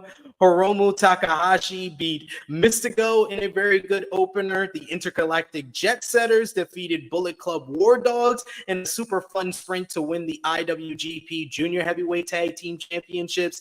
TMDK beat Bullet Club Rogue Army to retain the IWGP World Tag Team titles. Post-match, United Empire's Great Okan and Hanare came out to challenge TMDK for the titles. And finally, Hiroshi Tanahashi, El Phantasmo, and Shota Umino defeated House of Torture. Post-match, Tanahashi announced that he will have his final match in wrestling on January 4th, 2026 at Wrestle Kingdom 20. Then the House of Torture attacked the Ace from behind and laid him out to send a message. Any thoughts on King of Pro Wrestling? Of course, Zack Sabre Jr., new IWGP World Heavyweight Championship. And what do you think about the layout for what's to come coming up at Wrestle Kingdom next year now that Zack is the champion? I want nothing to do with Shota Umino. Nothing to do with that. He's getting the shot. I predicted it. He's getting the shot. And it's gonna happen at Strong Style Evolved in Long Beach. Nope. Yep. It's happening at Wrestle Kingdom. I will put $5 on it out of copium. So that it doesn't happen at Wrestle Kingdom, because it can't happen at Wrestle Kingdom. I can't take it. No. Oh my God. Dude's cooked. Done. You saw his Zip. villain. See you later. His villain origin story. You saw his villain origin story. I at the agree. show. No, I agree with you. That doesn't mean he can main event Wrestle Kingdom. Oh, he can't even main event. He can't even main event like a Corkin right now. He's gonna be the leader of BCC Japan. He's gonna put a plastic bag over Tanahashi's head on his way to retirement, and he's gonna get Youngblood to be a part of BCC Japan with him. Oh my God! You know what that would be like? That would be like the current new bloodline. He would be Solo Sikoa, and Yuta Nakashima would be like Jacob Fatu. Holy shit! You're set. No, you might be right. You might be right. That might be exactly what's happening. I'm happy for Zack. I said it at the beginning of the show. I'll say it again. Zack has been made the face of the company for now, moving forward. This feels as deserving as when Kenny won, right? Because he's dedicated his life to New Japan and to Japan as a whole. He's not going anywhere. He deserves a run like this. He's been great for years now for them. So obviously that's great. Him and Sonata should be fantastic tomorrow. I know people feel their ways about Sonata. One of Sonata's best opponents is Zack Sabre Jr. They have great chemistry. So I think that'll be great. And it's the homecoming of Zack. So like, come on. Like that's gonna be incredible. Obviously Shingo and Zack's gonna be great. And as much as I want nothing to do with Shota Umino, one of Shota Umino's best matchups is Zack Sabre Jr. So there's hope there. That's why it's going to happen in Long Beach and not in Tokyo. Because it can't. You don't want to see that. Like, I understand you want to be right, but if we just take that part out of this, you don't want to see Shota Umino in the main event of Wrestle Kingdom. You do not. I think, sir, you don't know how much I want to be right. That's true. Anyways, the most important part of this show is you can have your Shota Uminos, you can have your Ren Naratas, you can have your Yu Morris, you can have your Yota Tsujis. I got the grip. Ryohei Oiwa, that's the guy. I don't know how you watch this guy and not think he's the guy. There's a reason he wrestled one match before Tanahashi announced his retirement. That's gonna be the guy. He's just too good already. Who, out of all the excursions that these, what was it, 5 wrestlers went through, who was the guy challenging for world titles? Ryohei Oiwa. That's good. Good point. Good point. He seems like the future. Him and Tsuji are the head of the class right now for me. But Shota Umino is gonna rise up and become the most hated man. Was too through his G1 and then he got hurt. Like Uemura was that's true. Too. Yeah. The other two are just like the misfit kids toys or whatever that I don't want anything to do with. Shota Umino just had his Stardust Genius moment, so he's gonna rise up the ranks. You know what's the most important part of all this is that Ren Narita beat all of them to get a singles belt first. KOPW doesn't count. Provisional champion doesn't count. True. That is true. No, but I'm so happy for Zack Sabre Jr. I totally agree with you. That's the best comparison is the Kenny Omega rise up the ranks. Like we haven't had this like big moment of someone that we saw time after time come up short and then finally win the world title like this in a very, very long time. So yes, Zack Sabre Jr. for sure. Just a real quick shout out to Tetsuya Naito. He put everything into that match. You could see when he was walking away, he looked like a relieved man. He's like, oh, thank God. I had to carry as much as I could because I sell tickets, but man, my body is beat up. Listen, you just put him and Hiromu on Wrestle Kingdom, you sell those tickets again, call it a day. Yeah. I agree with you. I said for a while that needs to be like the semi-main event type matchup on the show. Naito and Hiromu. Mm-hmm. TNA Impact is how we close off what we missed. The show features Speedball Mike Bailey defeating Leon Slater in an awesome bout to retain the TNA X Division Championship. Post-match, a video played that announced that El Del Vikingo will return to face Speedball for the title at Bound for Glory. Can't wait to see that. Jordan Grace and Masha Slamovich had a sit-down interview ahead of their TNA Knockouts World Championship match at BFG. Mike Santana laid out the system with a steel chain before going backstage and being dumped by Moose with a bat. Ash by Elegance beat NXT's Brendan Reese. You had PCO beat Rhino in a no DQ pick your poison match to retain the TNA Digital Media and International Heavyweight Wrestling Championships. Nick Nemeth defeated Matt Cardona in a pick your poison main event, but post-match it was Frankie Kazarian who attacked Nemeth from behind until Joe Hendry made the save. Kazarian then announced he will be the special guest referee for the TNA World Championship matchup at Bound for Glory between Hendry and Nemeth. But some big news happened this week for TNA, as it looks like two of their big stars are leaving the promotion soon. Jordan Grace TNA contract is set to expire in January, and she's not the only one. Fightful Select reported this week that while Jordan Grace's TNA contract was originally set to expire in summer of 2025, she had it amended at some point to expire in January of 2025. The report also notes that her husband, Jonathan Gresham's contract is set to expire in 2025 as well. And Gresham has made a good impression with a WWE in his brief times backstage supporting Jordan Grace. So, I mean, it looks like TNA's having a slight talent excursion or exodus because you have them. Joe Hendry this week teased that he's going to appear in the Royal Rumble because he was found out a fan that said, oh, Joe Hendry disappeared. So he said that tweet is going to age well in 4 months, indicating that he's going to be in the Royal Rumble. Do you think that TNA is going to lose Grace, Gresham, and Hendry next year? If you had to give it 0 to 100 percentage-wise, what would you put that at? I mean, I think it's 150% they're losing Jordan Grace next year. The other two, sure. I mean, but I mean, Jordan Grace could it be more of a lock, right? I think that one's like such a guarantee. With Hendry, maybe, but he's gonna have this world title run.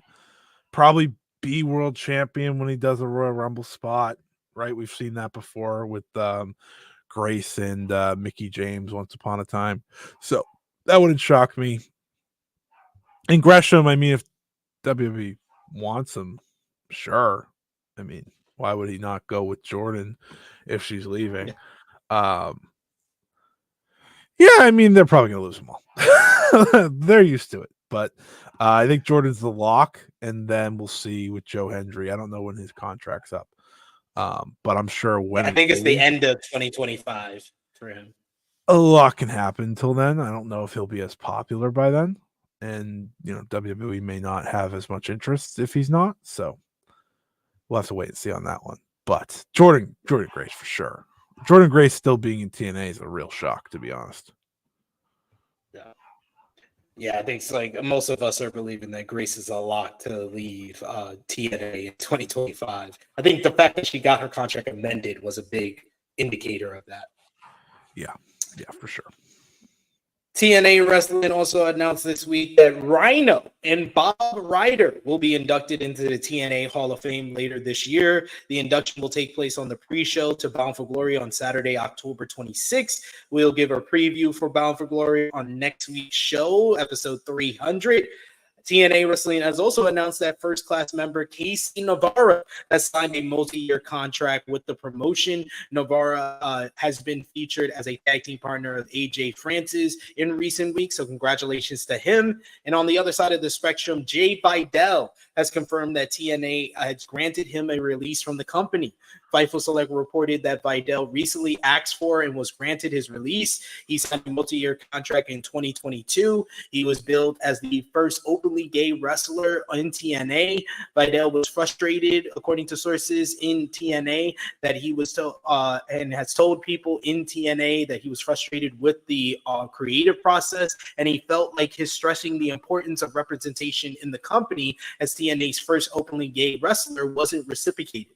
Jay Vidal confirmed the news and went to social media writing last night, I asked for and was granted my release from TNA Wrestling. I appreciate the memories I made and the people I've met while I was there. As an LGBTQ plus wrestler, I believe that representation matters, but proper representation should be above all. I'll keep doing my part to show the world that an openly gay man can be featured prominently on TV. I'm looking forward to the next chapter in my wrestling journey. With that said, stay tuned because I'm about to go as hard as I've ever gone in this business.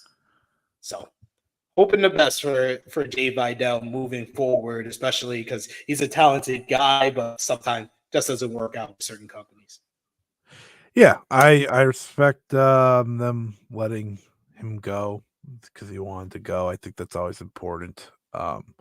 If you're unhappy or something, right? That's the difficulty with wrestling. It's like, yeah, you sign the contract, blah, blah, blah, blah. As someone that, has been in a workplace I don't enjoy, I am able to quit. They're not. So, like when they get the release, it's always good to see. And I hope Vidal succeeds wherever he ends up. For sure. But we came to the closing up of this show here. So we usually at this point would give our best and worst of the week, as well as matches of the week. Our best and worst of the week for me, who had the best week so this week, I would say Zack Sabre Jr. winning the IWGP World Heavyweight Championship. As far as worst of the week, I'm gonna say Brock Lesnar because seems like nobody wants him to come back, really. So it's a good pick. My best of the week, Shelton Benjamin. Shelton Benjamin made everyone realize he's still that guy, which I appreciate. Worst of the week. Ooh, I don't know. That's a good one. You know what I'll do for a funny one? Show lost in a record 14 seconds, the shortest junior heavyweight title match of all time. So tough. Good shout. And matches of the week, it was a busy week in wrestling. A lot of matches to feature. So I have 10, but I'll run them off very quickly. Number 10 for me, Hologram versus Mortals from Wrestle Dream. Number 9, Mariah May versus Willow Nightingale from Wrestle Dream. Number 8, the Young Bucks versus Private Party from Wrestle Dream. Number 7, Shingo Takagi versus Roy Uewa from King of Pro Wrestling. Number 6, Speedball Mike Bailey versus Leon Slater from TNA Impact. Number 5, Darby Allin versus Brody King from Wrestle Dream. Number 4, Jay White versus Hangman Adam Page from Wrestle Dream. Number 3, Zack Sabre Jr. versus Tetsuya Naito from King of Pro Wrestling. Number 2, Jon Moxley versus Bryan Danielson. And number 1, Konosuke Takeshita, Will Ospreay, Ricochet. That three-way. One of the best three-ways of all time. I'll give you a top 3 because I always forget this part. It's going to sound very similar to what you just said. But my top 3 will be Shingo and Ryohei Oiwa. Danielson and Moxley, and Ospreay, Ricochet, and Takeshita. Incredible match, by the way. Just absolutely incredible. Takeshita's the man. Happy he's champ. And Takeshita versus Shelton Benjamin. I was thinking Will Ospreay versus Shelton Benjamin, but that works too. I'll do both. Let's do both. Let's do both. We'll take both. And finishing up this week, very quickly, we'll do the top matches for tomorrow's Royal Quest. But Royal Quest got a bunch of matches already announced. You got the pre-show. It's going to be Youngblood versus Greedy Souls. You got Taiji Ishimori revealing his Super Junior tag team partner against Joe Lando and Danny Black. Your girls, Azumi, it will be in action as he teams up with Danny Luna against the Rev Pro British Women's Champion Mina Shirakawa and Kanji. You got Kosei Fujita going one-on-one with Michael Oku. Yota Tsuji going one-on-one with Drilla Maloney. My boy Shiro Aminu going one-on-one with Callum Newman. You got the IWGP Global Heavyweight Champion David Finlay versus Takami Shinoku. You got Los Ingobernables de Japón, represented by Tetsuya Naito, Hiromu Takahashi, and Titan versus TMDK's Roy Uiwa and Robbie Eagles, as well as Mascarada Dorada. And the top two matches, what we will give, that's going to be a good one. What we'll give our predictions on here is for the NJPW Strong Openweight Tag Team Championships, TMDK, Shane Hayes, Mikey Nichols defending against Hiroshi Tanahashi and Tomohiro Ishii. Who you got? I mean, it's the strong open weight, so like already confused as to why we're just not combining these titles, but it's fine. I don't know either. Like we keep putting them on the same people and then they just go away and whatever. Tanahashi and Ishii, I would like to see them win. Who cares, you know? They probably won't, but I'd like to see them win. Because they're doing 2 America shows to close out the year. I'm pretty sure both of them are scheduled for it. But Mikey and Shane Hayes are also the IWGP champions, so they'll probably win here. Yeah, I'll actually join you. I'll go with Tanahashi and Ishii, get the title change, because there has to be a reason why they're not combining these damn titles. And finally, IWGP World Heavyweight Championship, Zack Sabre Jr. versus Sonata. Who you got? If Zack Sabre Jr. loses, we have a problem. There's bigger problems in New Japan than we thought if Zack Sabre Jr. loses tomorrow. I will be there live at the Crystal Palace. So if you're going to be there, hit me up. Let me know so we could take a flick if you're a fan of the show or anything that I do. But thank you so much to Scott E. Wrestling, Scott Edwards, for joining me today. There's only one person that I thought could fill in for Chrissy Love and Drew Josh. If I was going to do this alone, I would have been very, very bad at it. So I thank Scott for carrying me for the last 3 hours. Scott, let everybody know where they can follow you on social media and when they will see you again. Yeah, of course. You can follow me at Scott Eat Wrestling on Twitter. Best place to find me. I got a lot in the works right now. I didn't realize it because I've been kind of quiet the past couple months minding my own business. But I'm starting a Joshi Rewind series, going into AJW and things like that after watching the Queen of Villains show on Netflix. So that'll be a lot of fun. Good to follow me to not miss that. Got some interviews on working out too for Fightful, so keep an eye out for those as well. Yes, follow Scott. He's my source when it comes to Joshi wrestling. If it comes to matches that I can't find, Scott will tell you. I always hit him up. He's the first person I hit up. It's true. I know. I listen. Sometimes it's hard to find matches, man. I get it. It is. I try to have as many matches from different promotions on my star rating, and Scott helps that out a lot. We appreciate y'all for joining us in the chat. Appreciate y'all if you're watching us on demand. Thank you so much for joining us today. Follow me on the Twitter machine at Tru Heel SP3. Follow the game, Facebook, Twitter, Instagram, TikTok at Tru Heel Heat. Patreon.com/Tru Heat. A great place to support us if you are not live with us or not following along. If we're not here on the channel, follow us over at the Patreon where you could show your support. I Make Beats. You could watch the Maple Leaf wrestling show tonight. That's going to be on Triller TV. So we'll cover some of that on next week's show because I want to watch that Takeshita versus Josh Alexander, Takeshita versus Speedball Mike Bailey.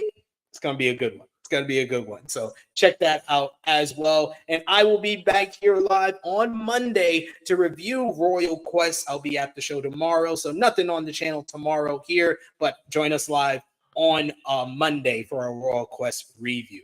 But until then, for Scott E. Wrestling, it is me, your Tru Heel Phenom SP3. This has been Tru Heel Heat 299, last of the American Dragon and Beast. Hopefully. We are signing off until next time.